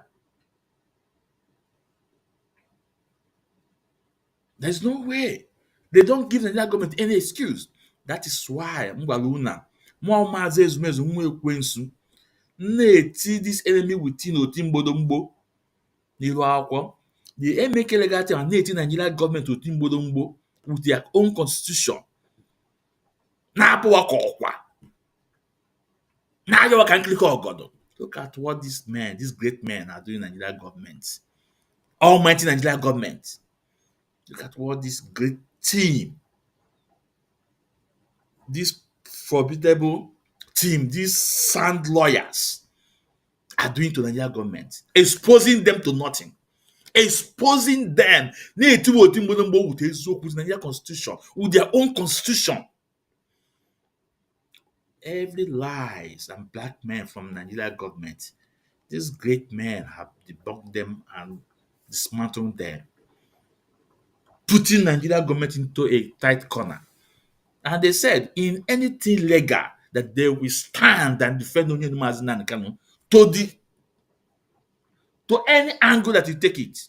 That is their job. And they are doing it. And they are doing it. Barrister Aloy Ejimakor, your wise counsel, can give you and your team. Okay, because you won't. Let's continue listening.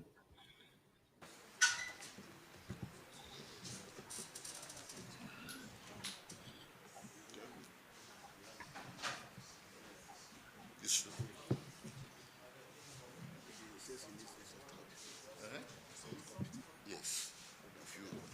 Okay, get whoever wants a soft copy right here.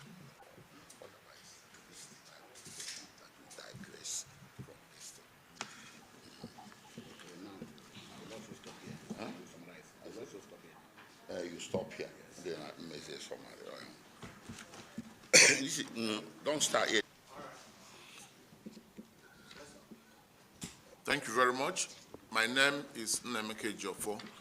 I'm one of the lawyers to Mazi Nnamdi Kanu, who is currently under solitary detention at the State Security Service Headquarters, Abuja.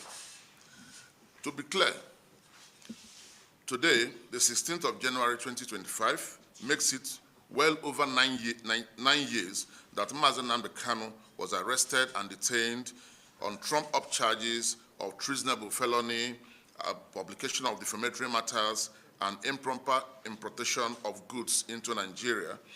Mazi Nnamdi Kanu pleaded not guilty to the charges on the 12th of December 2015, but was remanded until the 25th day of April 2017, when he was granted bail, that is after 2 years of arraignment, even when the Constitution of the Federal Republic of Nigeria, Section 36 and subsection 5, presumed all accused persons innocent until the accuser, being the federal government of Nigeria, proves such a person guilt.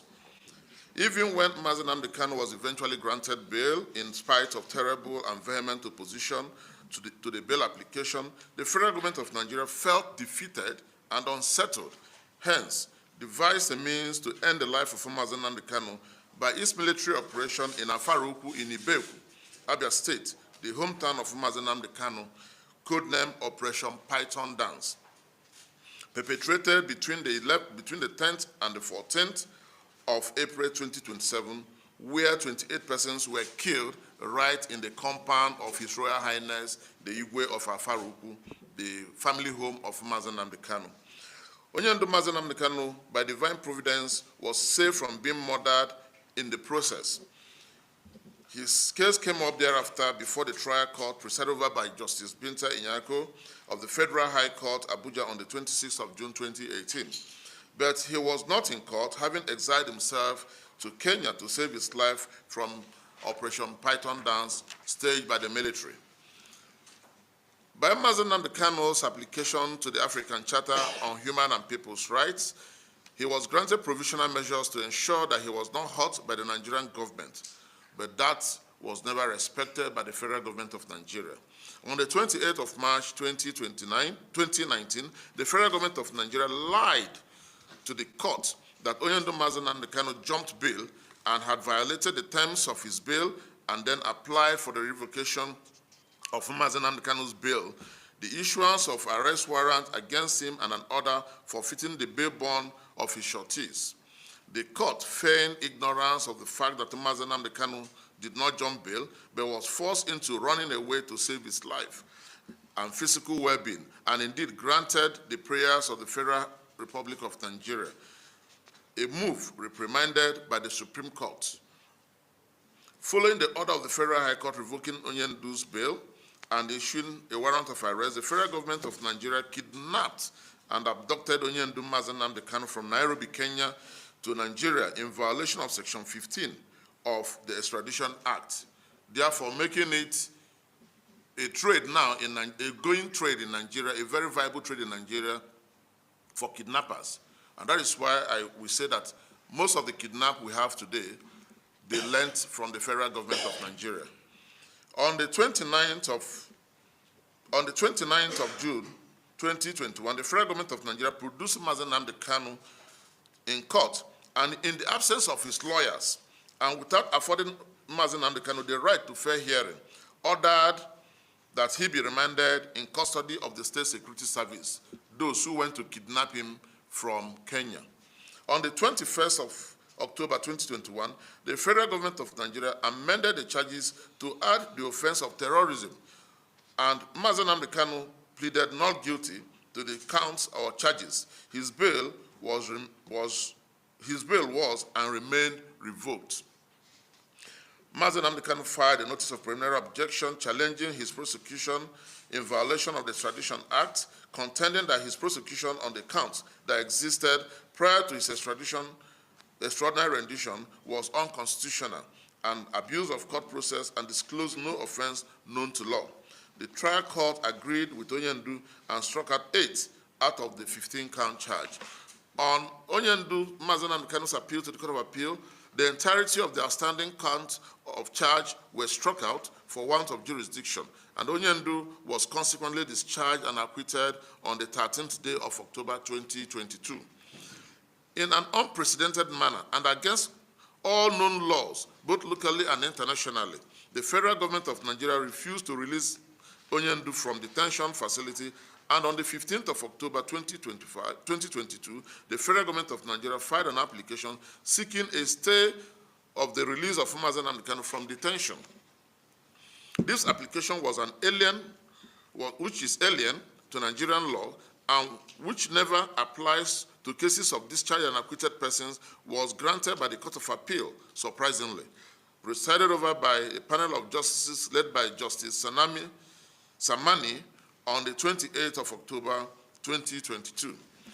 Ladies and gentlemen of the press, it is a way and manner the case of Nnamdi Kanu is handled in a manner that no lawyer can explain, that agitates us, and we now ask, is Mazi Nnamdi Kanu being prosecuted or persecuted? In an attempt to arrive at a veritable answer to the above question, we shall address some salient issues pertaining the way and manner Onyendu Mazi Nnamdi Kanu's case is handled by the federal government of Nigeria. The trial court, illegally and in compromise arrangement with the federal government of Nigeria, revoked Mazi Nnamdi Kanu's bail. Onyendu Mazi Nnamdi Kanu did not jump bail and was justified in running out of the country to save his life and physical well-being. This is the finding and decision of the Supreme Court of Nigeria at page 11 to 13 of the judgment of the Supreme Court in case number SC 1361/2022. According to Justice E.A. Agim of the Supreme Court, it was therefore wrong and malicious for the appellant that has caused the respondent to flee from his home and country to secure his life, and had therefore caused an unavoidable absence in court to inform and thereby deceive the trial court that the respondent jumped bail. On the basis of this deception, the appellant applied to the trial court for an order revoking the respondent's bail, forfeiting the amount securing his bail bond of his sureties, and an order issuing a bench warrant for his arrest. It is glaring from the record of proceeding in the trial court, and it is granted the said order in the trial court that it granted the said order prayed for by the appellant with knowledge of the fact that the respondent's absence from the court was caused by the invasion of his home by army officers of the appellant. Therefore, the trial court knew that the said extrajudicial and illegal action of the appellant made it impossible for the respondent to be in court for his trial, and the respondent's absence is not intentional or deliberate absence, and that the respondent is not running from prosecution or running to avoid prosecution. The order was made in the false assumption that the respondent jumped bail. See page 10 to 13 of the Supreme Court judgment. Revocation of bail was predicated on the trial court's interest and bias. In its judgment, the Supreme Court is in clear terms condemned the trial court in revoking the bail of Onyendu Mnklegalteam. According to the Supreme Court, after it held that the circumstances of Onyendu Mnklegalteam's escape did not amount to jumping bail, it stated thus: in the light of the foregoing, the trial court acted unfairly and without rational and legal justifiable reason by its decision revoking the respondent's bail, forfeiting the amount securing the bail bond of his surety, and its order issuing a bench warrant for his arrest. This is referred to in page 12 to 13 of the Supreme Court judgment.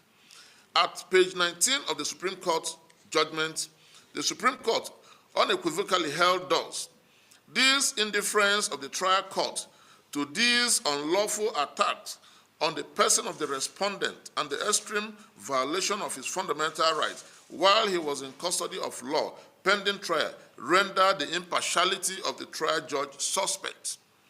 Even when it was glaring that the said attack on the home and person of the respondent by the official of the appellant made his further attendance of his trial in the case impossible, the trial court, rather than found that he jumped bail, revoked his bail, and forfeited the bail bonds of his sureties, thereby victimizing the respondent. This is oppressive of the respondent and unfair to him. These are the wordings of the Supreme Court. The trial court ought to hold the federal government of Nigeria accountable for the absence of Onyendu in court and adjourn the case indefinitely until the federal government produces Onyendu in court instead of revoking his bail. It was the decision of the Supreme Court that the trial court did not do what the law expected the trial court to do in the circumstance where the federal government of Nigeria caused the absence of Onyendu in court by her Operation Python dance. According to the Supreme Court at page 19 and 20 of the judgment, it admonished in clear terms, thus: what the trial court should have done then was to hold the appellant responsible for the absence of the respondent, order the appellant to produce the respondent, and order a stay of proceeding till they produce him, instead of granting the appellant's application for the revocation of his bail, and order him to be arrested, and if he was running from prosecution, Onyendu was abducted and kidnapped from Kenya. The order of the trial court on the application of the prosecution was that the bail of Onyendu be revoked and the bench warrant issued for his arrest. In disregard of the procedure for arrest and rendition of Onyendu who was in Kenya, the federal government of Nigeria unlawfully kidnapped and abducted him in violation of international laws and his fundamental human rights. According to the Supreme Court at page 20 of the judgment, I quote again: in purported execution of the unfairly obtained and illegal order of arrest of the respondent, the officials and agents of the appellant traced the respondent to Nairobi in Kenya, violated his fundamental rights, kidnapped, abducted, and extraordinarily renditioned him to Nigeria without any form of extradition proceedings, without the consent of Kenya, in complete violation of the Kenya Extradition Act and the Nigerian Extradition Act and the African Charter on Human and People's Rights Ratification Enforcement Act, Cap A9, Laws of the Federation of Nigeria, 2024, and produced him in court on the 29th of June, 2021.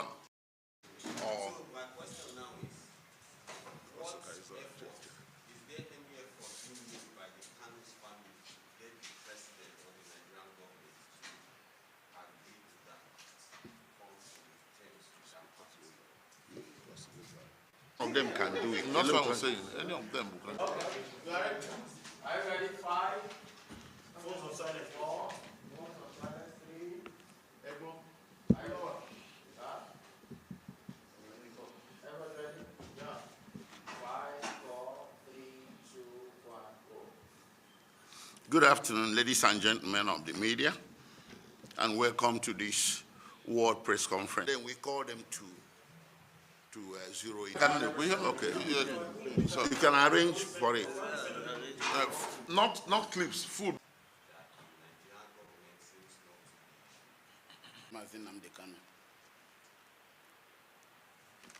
I proceed by saying that the undue delays in the hearing of Mazi Nnamdi Kanu is unprecedented. There is concerted effort by the federal government of Nigeria and the judiciary not to hear and determine Nnamdi Kanu's case and appeals on time. Instances abound. What we are saying is that normal cases we file are usually taken. But when it comes to Nnamdi's case, it is different. On the 24th day of September 2024, Justice Nyako of the Federal High Court Abuja made an order recusing herself from the case of terrorism leveled against Mazi Nnamdi Kanu before her court, and sent the case file to the Chief Judge of the Federal High Court for reassignment to another judge of the court. It is getting to 5 months since the court made the order. There is no such reassignment by the Chief Judge to date. To the federal government of Nigeria, insofar as Mazi Nnamdi Kanu remains in DSS custody, trial can go to hell. Onyendo Mazi Nnamdi Kanu has since the 23rd day of December 2024 written to the Chief Judge of the Federal High Court for a reassignment of the case, but to date, nothing has happened. On the part of the prosecution, no effort whatsoever is made for the reassignment of the case to another judge. We all know how many judges are in the Federal High Court, Abuja, and who are eminently qualified and competent to hear the case on the merit. But then, it is either Justice Binta hears the case or Mazi Nnamdi Kanu languishes in DSS detention facility indefinitely. So, in the decision of the federal government, it must be Nyako that must hear the case. If we insist that another judge will hear it, then he must remain in DSS detention facility illegally. All appeals against the task decisions of the court are never fixed for hearing, and every effort made by Mazi Nnamdi Kanu and his legal team to get dates for the hearing of the appeal is thwarted by the prosecution and the court of appeal. On the 26th day of September 2024, when the bail application appeal came up for hearing, Chief Awomolo SAN applied for the consolidation of Mazi Nnamdi Kanu's 3 appeals so as to forestall the hearing of the bail restoration appeal. The application was by way of letter that was neither copied nor served on the counsel to Mazi Nnamdi Kanu, but then it must and was granted.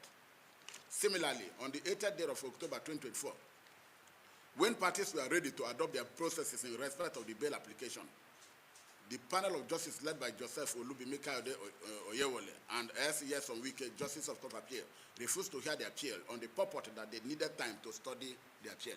That has never happened. All of us are lawyers. If you adopt your process in court, they have 3 months to study it and give their decision. But in this case, they say they want to study it before they can hear it. Now, till date, they are still studying the appeal, so that on the 17th day of October 2024, when the appeal came up for hearing, they discovered, in quote, that the decision of the trial court appealed against was only signed by the registrar of the court. And despite of request for short date, they adjourned the appeal to the 13th day of January 2025. The legal team of Mazi Nnamdi Kanu applied for abridgment of time for the appeal, having secured the ruling in the manner desired by the panel. The application was ignored, and Mazi Nnamdi Kanu was notified on Friday, the 10th day of January 2025, that all appeals slated for hearing between 13 to 16 January 2025 are adjourned until dates are communicated to parties. But then, the Court of Appeal currently sits and delivers judgment, even as I speak. Today, Mazi Nnamdi Kanu has challenged the federal government of Nigeria to reassign the case to any other judge other than GFM Nyako and discover, if they were not aware in the first instance, how frivolous the counts of charges are. They cannot secure conviction of Nnamdi Kanu as it stands. Hence, their insistence on Justice Nyako, where justice would be slaughtered in their favor. In pursuit of their decision to frustrate the hearing of the cases on the merit and unlawfully keep Mazi Nnamdi Kanu in detention, the federal government today runs away from their own courts. Mazi Nnamdi Kanu is not only innocent of the charges leveled against him, he also has no case to answer. Hence, after 4 months of the order of Justice Nyako recusing herself and the case file remitted to the Chief Judge for reassignment, no such reassignment is done, and no date is communicated to the parties for the commencement of hearing or trial before any judge. What really is the federal government afraid of? Your guess is as good as ours. Mazi Nnamdi Kanu is justified in asking that Justice Binta be recused from his trial. So we are now going to know why did Nnamdi Kanu say that Binta should not hear his case any longer. In spite of the decisions of the Supreme Court that Mazi Nnamdi Kanu did not jump bail and that the trial court wrongly revoked his bail, making the impartiality of the trial judge suspect. The legal team of Mazi Nnamdi Kanu applied for an order restoring the bail of Nnamdi Kanu only for the trial court to refuse the application, holding that the only option available to the legal team of Nnamdi Kanu is that of appeal. Do you expect Mazi Nnamdi Kanu to subject himself to a trial by a judge against whom the Supreme Court of Nigeria has found to be biased and who is not ready to change? It is in the light of the circumstances that Mazi Nnamdi Kanu has reasoned that he can only get justice by any other judge of the Trial Court other than Justice Binta. Of course, there is reasonable ground for the finding of bias against the judge by the Supreme Court, and Mazi Nnamdi Kanu, being a law-abiding citizen, will follow the decision of the Supreme Court of the land. His Lordship Binta Nyako is biased. Any defendant whose bail is revoked is only sent to prison and not to the SS detention facility. Once you are granted bail and you are alleged to have revoked your bail, the next place they should put you is the correctional center and not the SS. Now, gentlemen, law is what it is because of predictability and certainty. The law as it stands is that since Mazi Nnamdi Kanu is injudiciously held by the federal government to have federal high court to have jumped bail, he is only to be kept in prison custody called correctional center and never in the SS detention facility. That is what the Administration of Criminal Justice Act 2015 provides. But the trial court has turned the law upside down and decided against the provisions of the Administration of Criminal Justice Act that Nnamdi Kanu be detained in the SS, and has severally refused applications for the transfer of Mazi Nnamdi Kanu to a traditional prison on the purport that the SS facility is a place of safe custody. The trial judge did not tell the parties or explain how it came to the conclusion that the SS facility is a place of safe custody without hearing from the parties. This, no doubt, is evidence of cloistered justice, implying that the judge has other means of taking evidence from one side, from outside the four walls of the court, and patching up facts to fit a predetermined target. We challenge any person to find any statutory provision empowering the DSS to detain any person in his custody to make such statute public. Declaration of IPOB as a terrorist organization is an attempt at entrenchment and confinement of judicial legitimacy to marginalization of Igbos. Igbos have on several occasions alleged that the Igbo ethnic nationalities are discriminated and marginalized by the federal government of Nigeria, and evidence of such marginalization knows no boundary. It is a species of discrimination. IPOB is an acronym for Indigenous People of Biafra and stands for the people of southeastern part of Nigeria. The primary focus of IPOB is self-determination, founded on the established marginalization of Igbo. There are several such ethnic agitations for self-determination and the likes. Among them are the Arewa Youth Forum, mainly of Hausa Fulani ethnic stock, Odua People's Congress, Yoruba stock, Mieti Allah, Hausa Fulani, the Niger Delta Avengers of Ijo stock, Fulani Hesman, mainly of Hausa stock, internationally declared to be the fourth deadliest terrorist organization in the world. That's international declaration. Nigeria has not declared any of the ethnic groups as a terrorist organization, in spite of their murderous disposition. But Justice Kafarati, the then Chief Judge of the Federal Court, in conjunction with the federal government of Nigeria, were quick to declare IPOB a terrorist organization and proscribe the association for nothing other than that they are of the southeastern part of Nigeria. So any person of Biafra extraction is now a terrorist. The implication is that some of us who are from eastern part of Nigeria are by that declaration terrorists. Now, it is in recognition of the discrimination and marginalization of the Igbos in the prosecution of IPOB that Justice A.O. Onovo of Enugu State High Court declared thus, that the practical application of the Terrorism Prevention Act and the executive administrative action of the respondents will directly led to the prosecution of IPOB and this listing as a terrorist group, said IPOB being comprised of citizens of Nigeria of Igbo and Eastern Nigeria ethnic groups, professing the political opinion of self-determination and the consequential arrest, detention, and prosecution of the applicant as member or leader of said IPOB is illegal, unlawful, unconstitutional, and amount to infringement of the applicant's fundamental rights not to be subjected to any disabilities or restrictions on the basis of his ethnicity, as enshrined and guaranteed under Section 42 of the Constitution of the Federal Republic of Nigeria. And his fundamental rights as enshrined under Articles 2, 3, 19, and 20 of the African Charter on Human and People's Rights. Is this how Nigeria is to be run? Now, the prosecution relies exclusively on undue technicalities, inspired leaks, and undue influence. What we mean by inspired leak is, if I have a case with you and I finish, both of us go home. But you have information from the court official. That leakage will inspire you into taking action. Now we take it.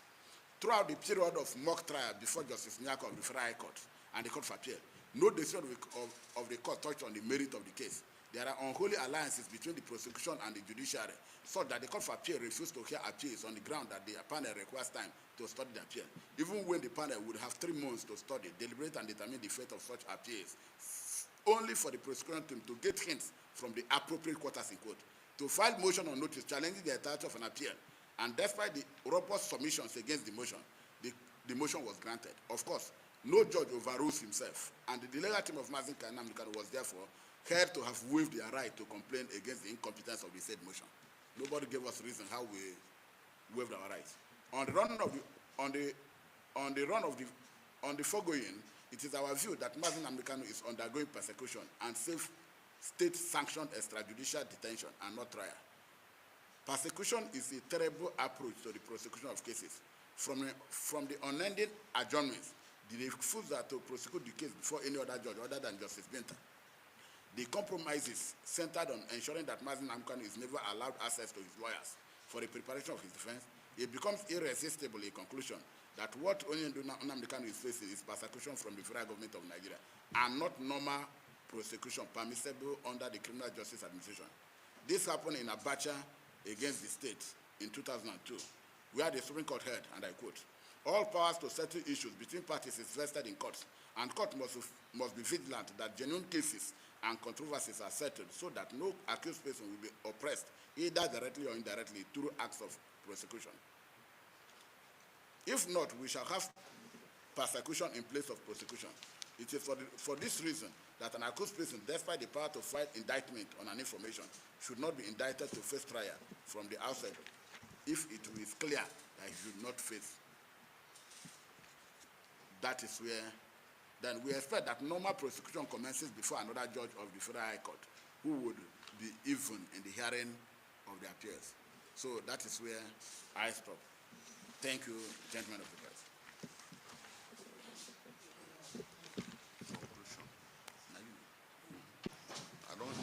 You write your phone number. I have phone number of some.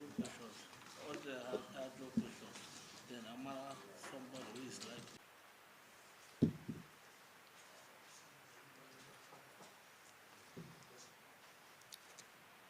Yeah, good afternoon, gentlemen of the press. My name is Jude Ugwany, a member. January 16th, 2025. My name is Aloy Ejimakor. I'm one of the counsels to Mnklegalteam, commonly referred to as a special counsel. I'm here with my colleagues. To my right is Barrister Mnklegalteam. To my left is Barrister Jude Ugwany. And to my extreme right is Barrister Mandela Umeborog. The other lawyers are under assignments. Now, this press conference has a theme. The theme of the press conference is Mnklegalteam and the emasculation of justice in Nigeria. It's going to be a prepared speech, and here we go. The press statement is a dispassionate submission on the grayling case of Federal Republic of Nigeria versus Mnklegalteam.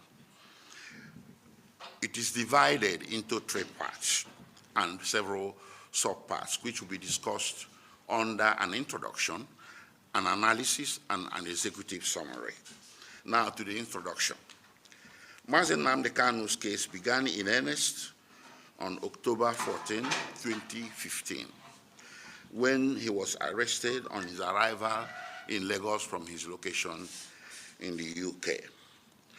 The reason for this arrest, as it was alleged at the time, was due to broadcasts he made from his location in the UK, comprising basically of his demand for the restoration of Biafra.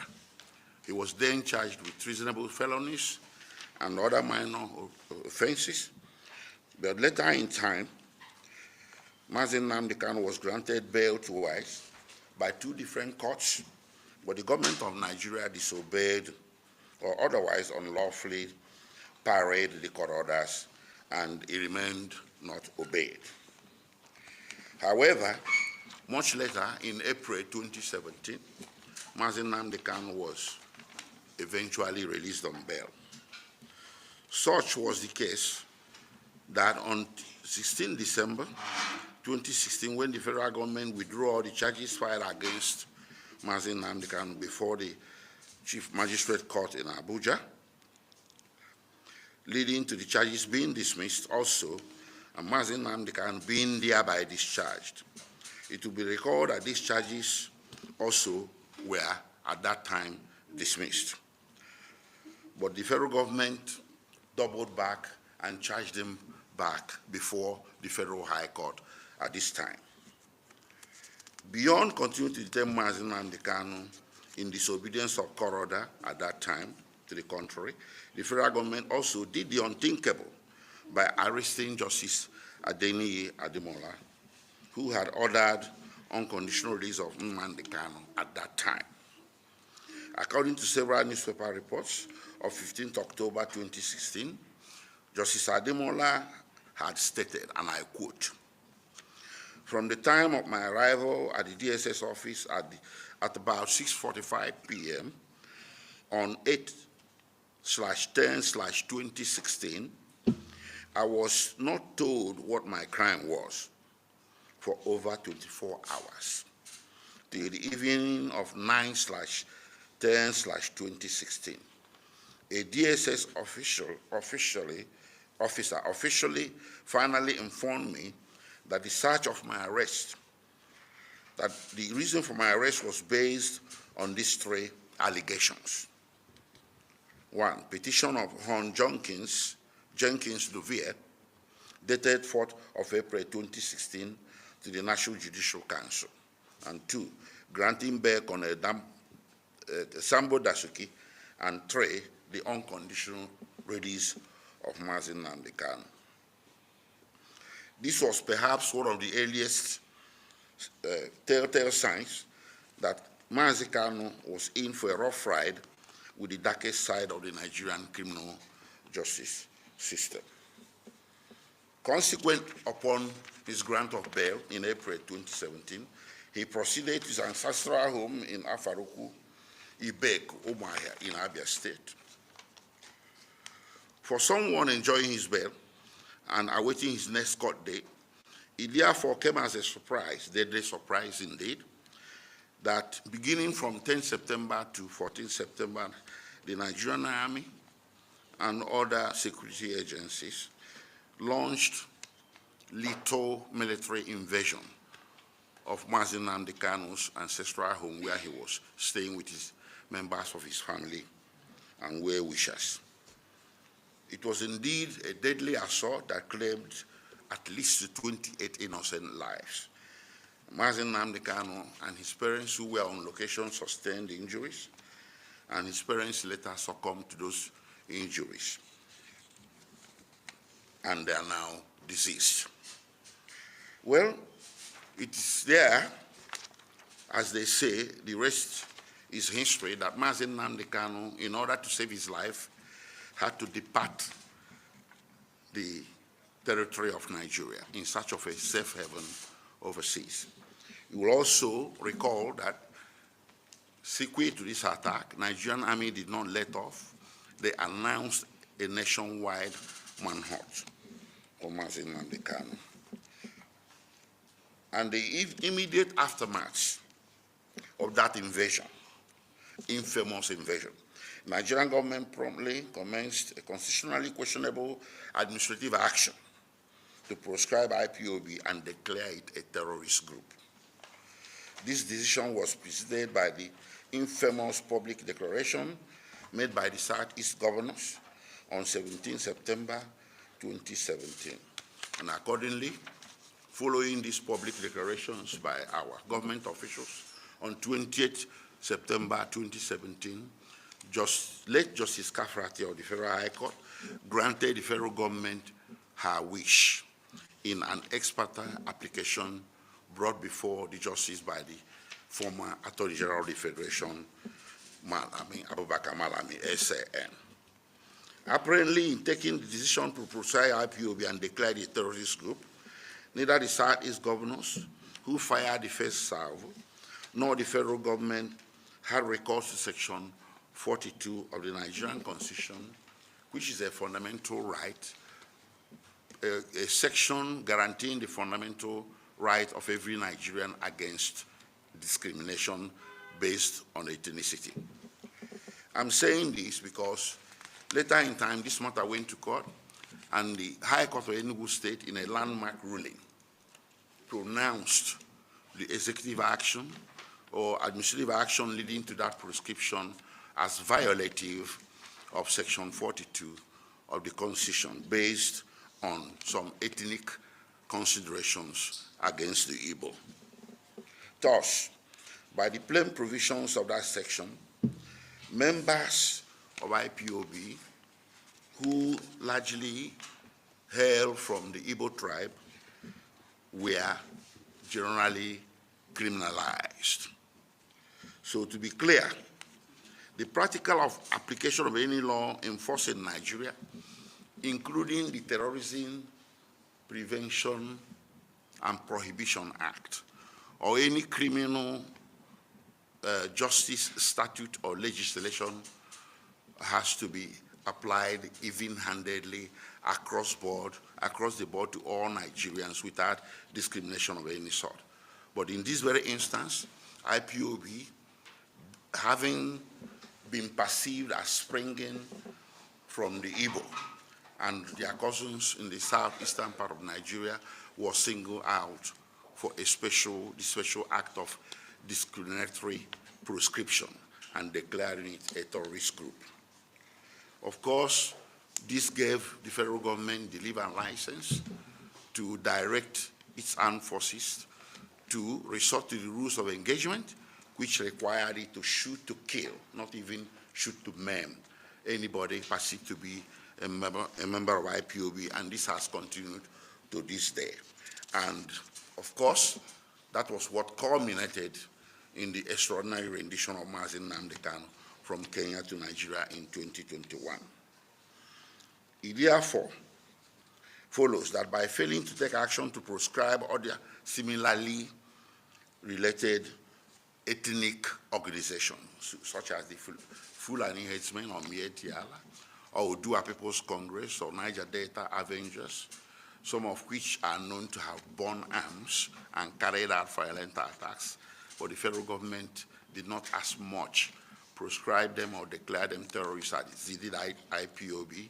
It is our position, and which was confirmed by the court judgment I referenced, that the proscription was highly discriminatory.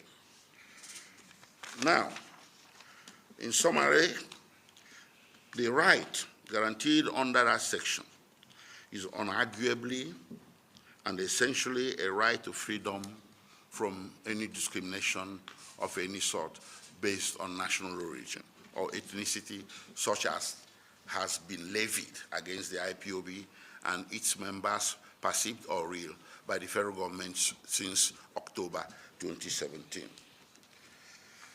The declarations made by the court are 3, and the orders issued 2.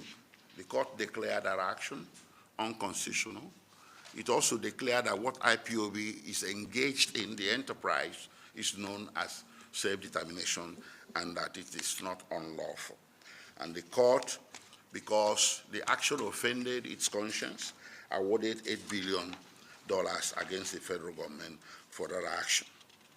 It therefore came as a double whammy that in the next few days following the proscription of IPOB, the Attorney General of the Federation underscored the constitutionally prohibited finality of the action by gazetting it, and therefore criminalizing millions of Igbos who are perceived to be members of IPOB, whether the perception is real or not.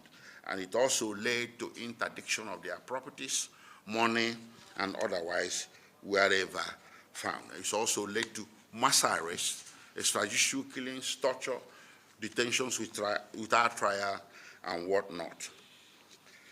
Now, in March 2018, the African Union, through East African Commission on Human and People's Rights, which administers human rights adjudications in the continent of Africa, held against the federal government that the proscription was wrong under the African Charter, which bound Nigeria. Nigeria ratified the African Charter in 1983, and from that date it is bound by it. So this African Commission on Human and People's Rights had clear jurisdictions to decide this case, and it decided against the federal government.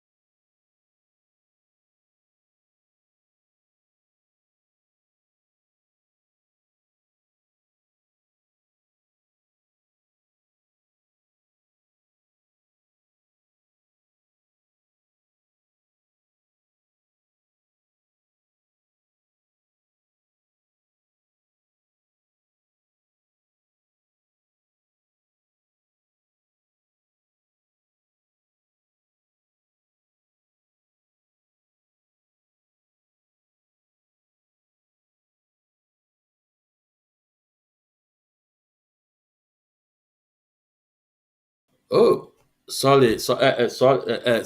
I have been speaking for past let me say past 3 minutes, and I mute myself.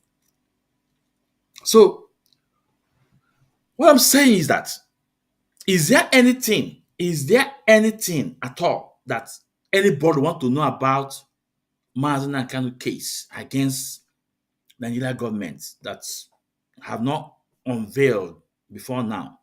This word press statement from the MNK legal team, led by Vice Counsel Pastor Ejimakor, have exposed everything and also tell you what is going on, how Nigeria government is disobeying their own courts, how Nigeria government is manipulating the system, the Nigeria judicial system against Mazi Nnamdi Kanu in their own court. In their own court. Remember what Mazi Kanu said? I will defeat Nigeria government in your own court. That's what Onyendu said before Justice Bitanyako, and he's doing it. So we thank Mnklegalteam for standing tall. We thank Mnklegalteam for remaining fearless, for being fearless.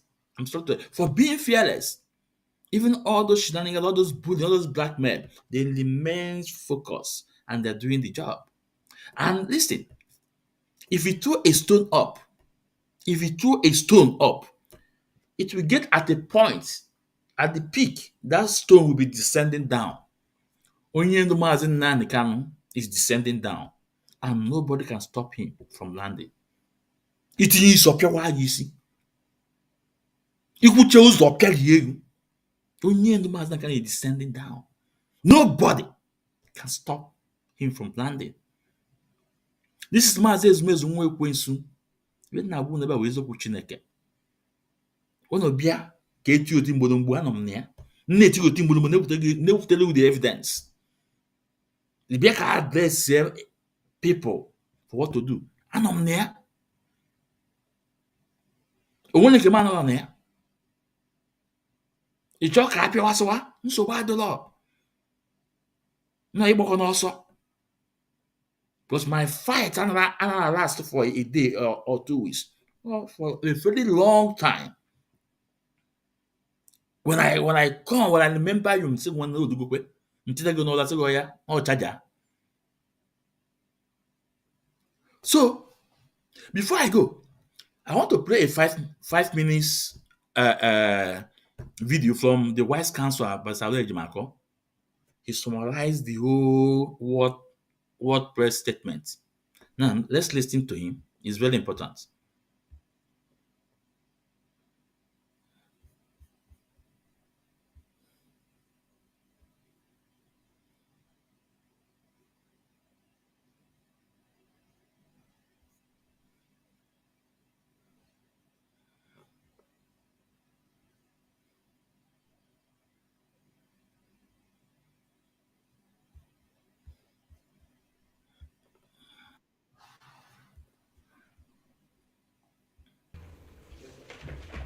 Yes, ladies and gentlemen of the press, what I said and what my two colleagues have said can be summarized as follows.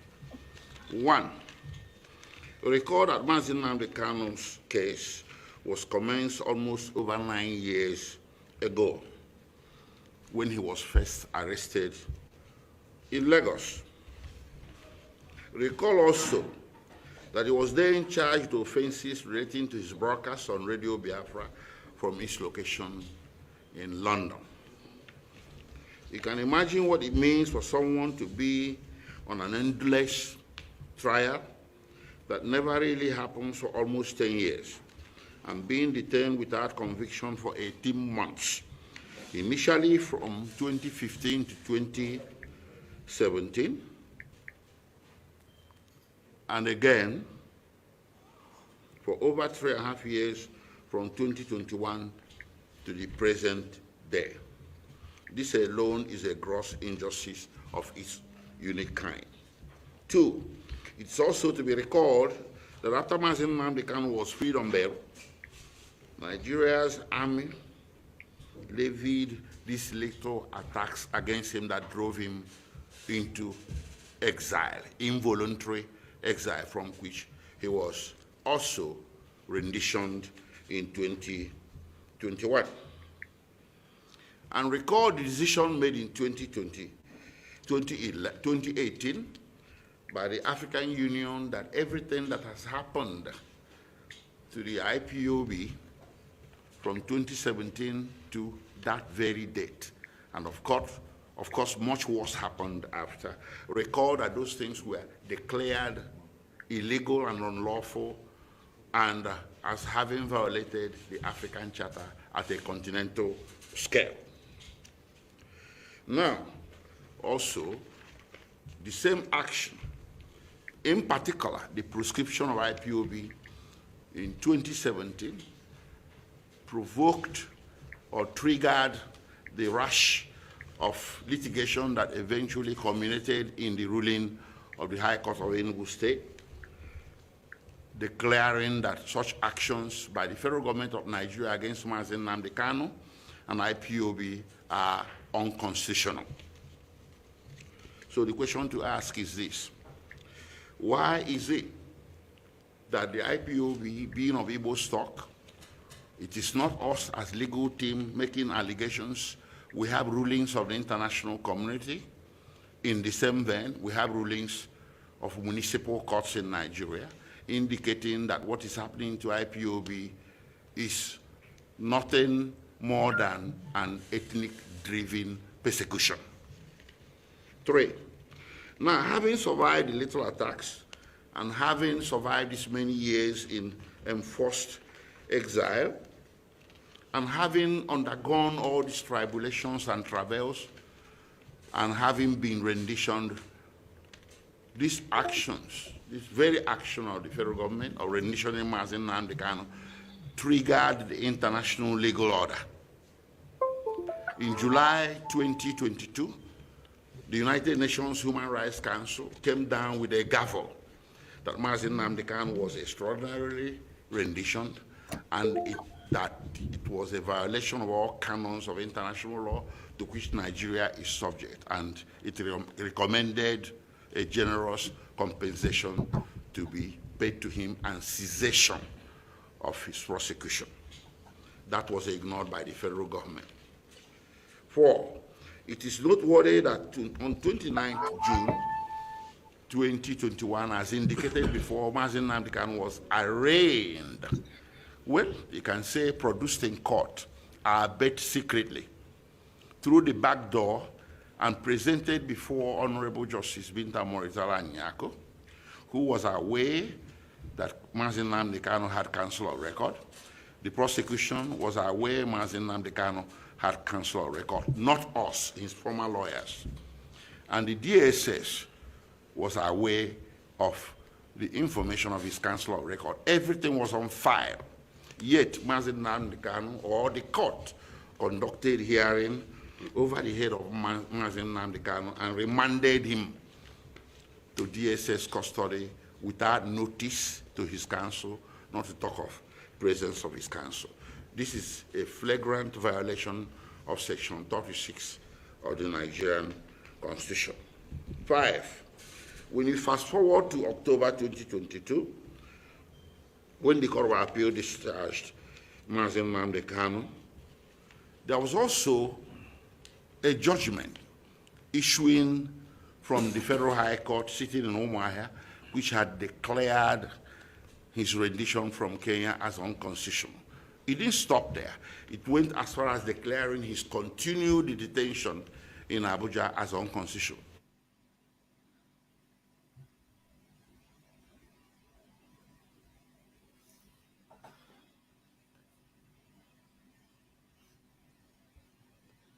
Nigeria is subject, and it recommended a generous compensation to be paid to him and cessation of his prosecution. That was ignored by the federal government. 4, it is noteworthy that on 29th June 2021, as indicated before, Mazi Nnamdi Kanu was arraigned. Well, you can say produced in court, albeit secretly, through the back door and presented before Honorable Justice Binta Morizala-Nyako, who was aware that Mazi Nnamdi Kanu had counsel of record. The prosecution was aware Mazi Nnamdi Kanu had counsel of record, not us, his former lawyers. And the DSS was aware of the information of his counsel of record. Everything was on file. Yet, Mazi Nnamdi Kanu, or the court, conducted hearing over the head of Mazi Nnamdi Kanu and remanded him to DSS custody without notice to his counsel, not to talk of presence of his counsel. This is a flagrant violation of Section 36 of the Nigerian Constitution. 5. When you fast forward to October 2022, when the Court of Appeal discharged Mazen Mnklegalteam, there was also a judgment issuing from the Federal High Court sitting in Umuahia, which had declared his rendition from Kenya as unconstitutional. It didn't stop there. It went as far as declaring his continued detention in Abuja as unconstitutional.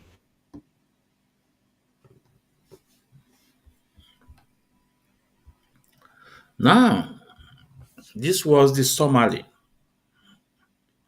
from the World Press Statement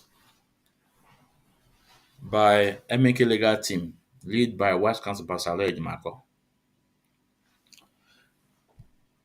Now, the ball is there. Let's see the another side of Nigeria government. Let's see what they will come up with. Let's see their next plan. Let's see their next move. But guess what? No matter any move, no matter any plan, they will always fail as usual. No matter any plan, no matter any move from federal government of Nigeria, from the cabals, from the corrupt system, justice, judiciary in Nigeria, they will always fail in as far as they want to nail Mazen Mnklegalteam, they will always fail. Mazen Mnklegalteam say, I will expose you all, I will destroy you with eziokwu Chineke, with his words of mouth. Mazen Mnklegalteam is doing it. So we thank Mnklegalteam for standing tall, for remaining fearless before the enemies. And we end it here. But before I go, I have a plead that I want to plead. No? Or would I say a plead? Will I say plead? No, I have a notice. Let me say a notice. What I noticed, I want to say to IPOB, Head of Finance, Madam Nenianya, and to, because as far as I'm concerned, Madam Nenianya is the highest US member and is the one that we are listening to. Any message that Onye is passing is coming through Madam Nenianya. So I want to call her on this notice also IPOB USA, America. We notice in Biafra Radio on Facebook, there's always a problem when a program came up on Biafra Radio on Facebook. Always a problem, and it's not okay because people are listening. People want to listen, and the outcome, where I say the equipment or something, please, you guys should find a way to fix it, okay? Because Biafrans want to listen. Biafra Radio is where we worship, and it must be 100% okay. If my program can run a bit smoothly like this, how about our Biafra Radio? Please, I want you guys to fix whatever the problem, whatever the technical issue. Please fix it up so that on Facebook, when program come up on Biafra Radio, people will enjoy it and listen to it so nice. Because when they are doing a program Biafra Radio on Facebook, I'm not talking radio. Radio is moving smoothly, but I'm talking on Facebook. It's not it's not that okay at all. Please, IPOB Head of Finance, Madam Nenianya, please, if this message get to you, please look into it. And also our people in America, please, you should fix this technical issue because it's disturbing. And again, I also noticed that there are 3 pages on Biafra Radio on Facebook. 3 pages. I also want the principal officers, those are in charge, to please tell us the right one so that we can able to bring it on our media, and people will tell people to go and subscribe, and people will follow, because there are always I saw three. I'm asking nke, or this page, or this page, or this page. Please, you guys should verify. All the two, verify the two. All the three, verify the three, so that we can take it up from there. Before I go, please, one more time, the Biafra radio on Facebook should be fixed, please, so that people will enjoy listening to it. Because I'm my own, I'm making moon. And don't forget, tomorrow we are coming at 10 o'clock Biafra time.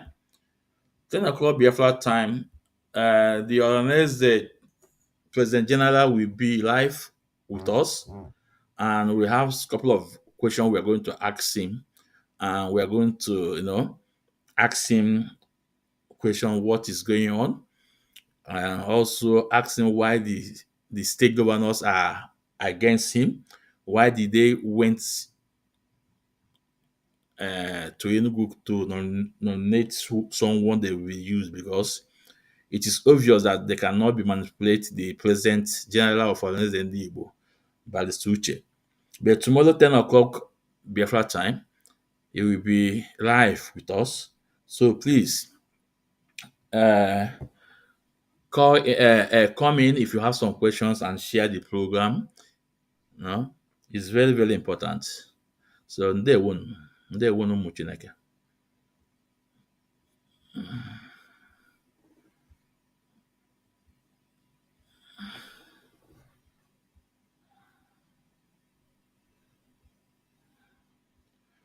They won't much Chineke. So on this point, I assume ya for tata ka ifu echi. Ndụ nka ihe ọma ya emere anyị. Ekene m okene nwanyị. Please share the program. Thank you so much.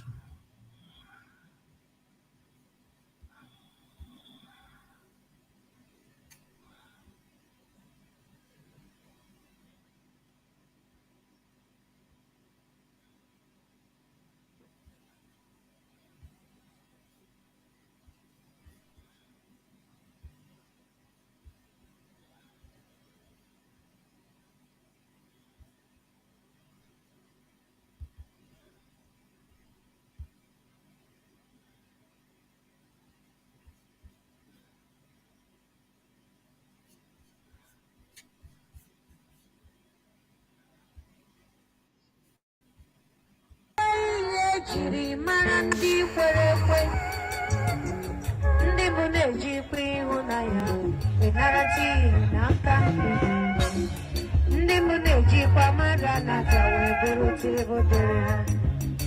Mgbala izewe ịhụnanya, mgbe okwukwe nwere olileanya, mgbe okwukwe nwere olileanya, ịhụnanya gbara ọsọ n'ụlọ ụka. Ngwa gị ya chụrụ ya ọsọ, iru otu na nkewa akpọmasị barabara n'iru chụrụ ya ọsọ. Nwanna mụ na ya nsacha mmụọ si na ọmụrụ ya nnọọ. Onye ahụ mụ na ya sekwa ekpere, ọ na-agọzi na njọ ọgwụ eje. O wee bụrụ ọkwa ka a na-azọ. Onye nwere ọkwa ọ bụ ya kachasị. We not set it all. No look about passenger. We not set it all. It makes the loser stand so small. Iro di no la ira agua balisi. Llega agua me bodo lisi. Yama wala me bi nanya. Adama kokwala ge bolu. Abia set it. Elinandi, Abendi Renuo, Olenande Carlo. I love your friend, Olenandi, na-esoti ole nwanne gị okezi ikpeazụ nwanne m ole Nnamdi gọvanọ Lesoti nwanne m ole Nnamdi Kanu ụmụafọ Igbo ndị rijuru afọ ole Nnamdi Kanu Cubana chief priest ole Nnamdi Cubana lodge nwanne ya ole Nnamdi Imoni ajụmole Nnamdi nwanne gị ebe ka ha nọ ndị nwere ego n'ala Igbo ile obile ole Nnamdi Kanu ụmụafọ Igbo niile ma ndị mma ma ndị na-amaghị ọnụnụbe nwanna gbara ọsọ ọnụnụbe nwanna gbara ọsọ ọnụnụbe Biafra gbara ọsọ ọnụnụbe nwanna gbara ọsọ ụmụ Igbo ole Nnamdi Skibo komedi ọnụ na-ekwuru ọra ole Nnamdi ndị azọpụtara n'ala Igbo ole Nnamdi Ebuka Obi ole Nnamdi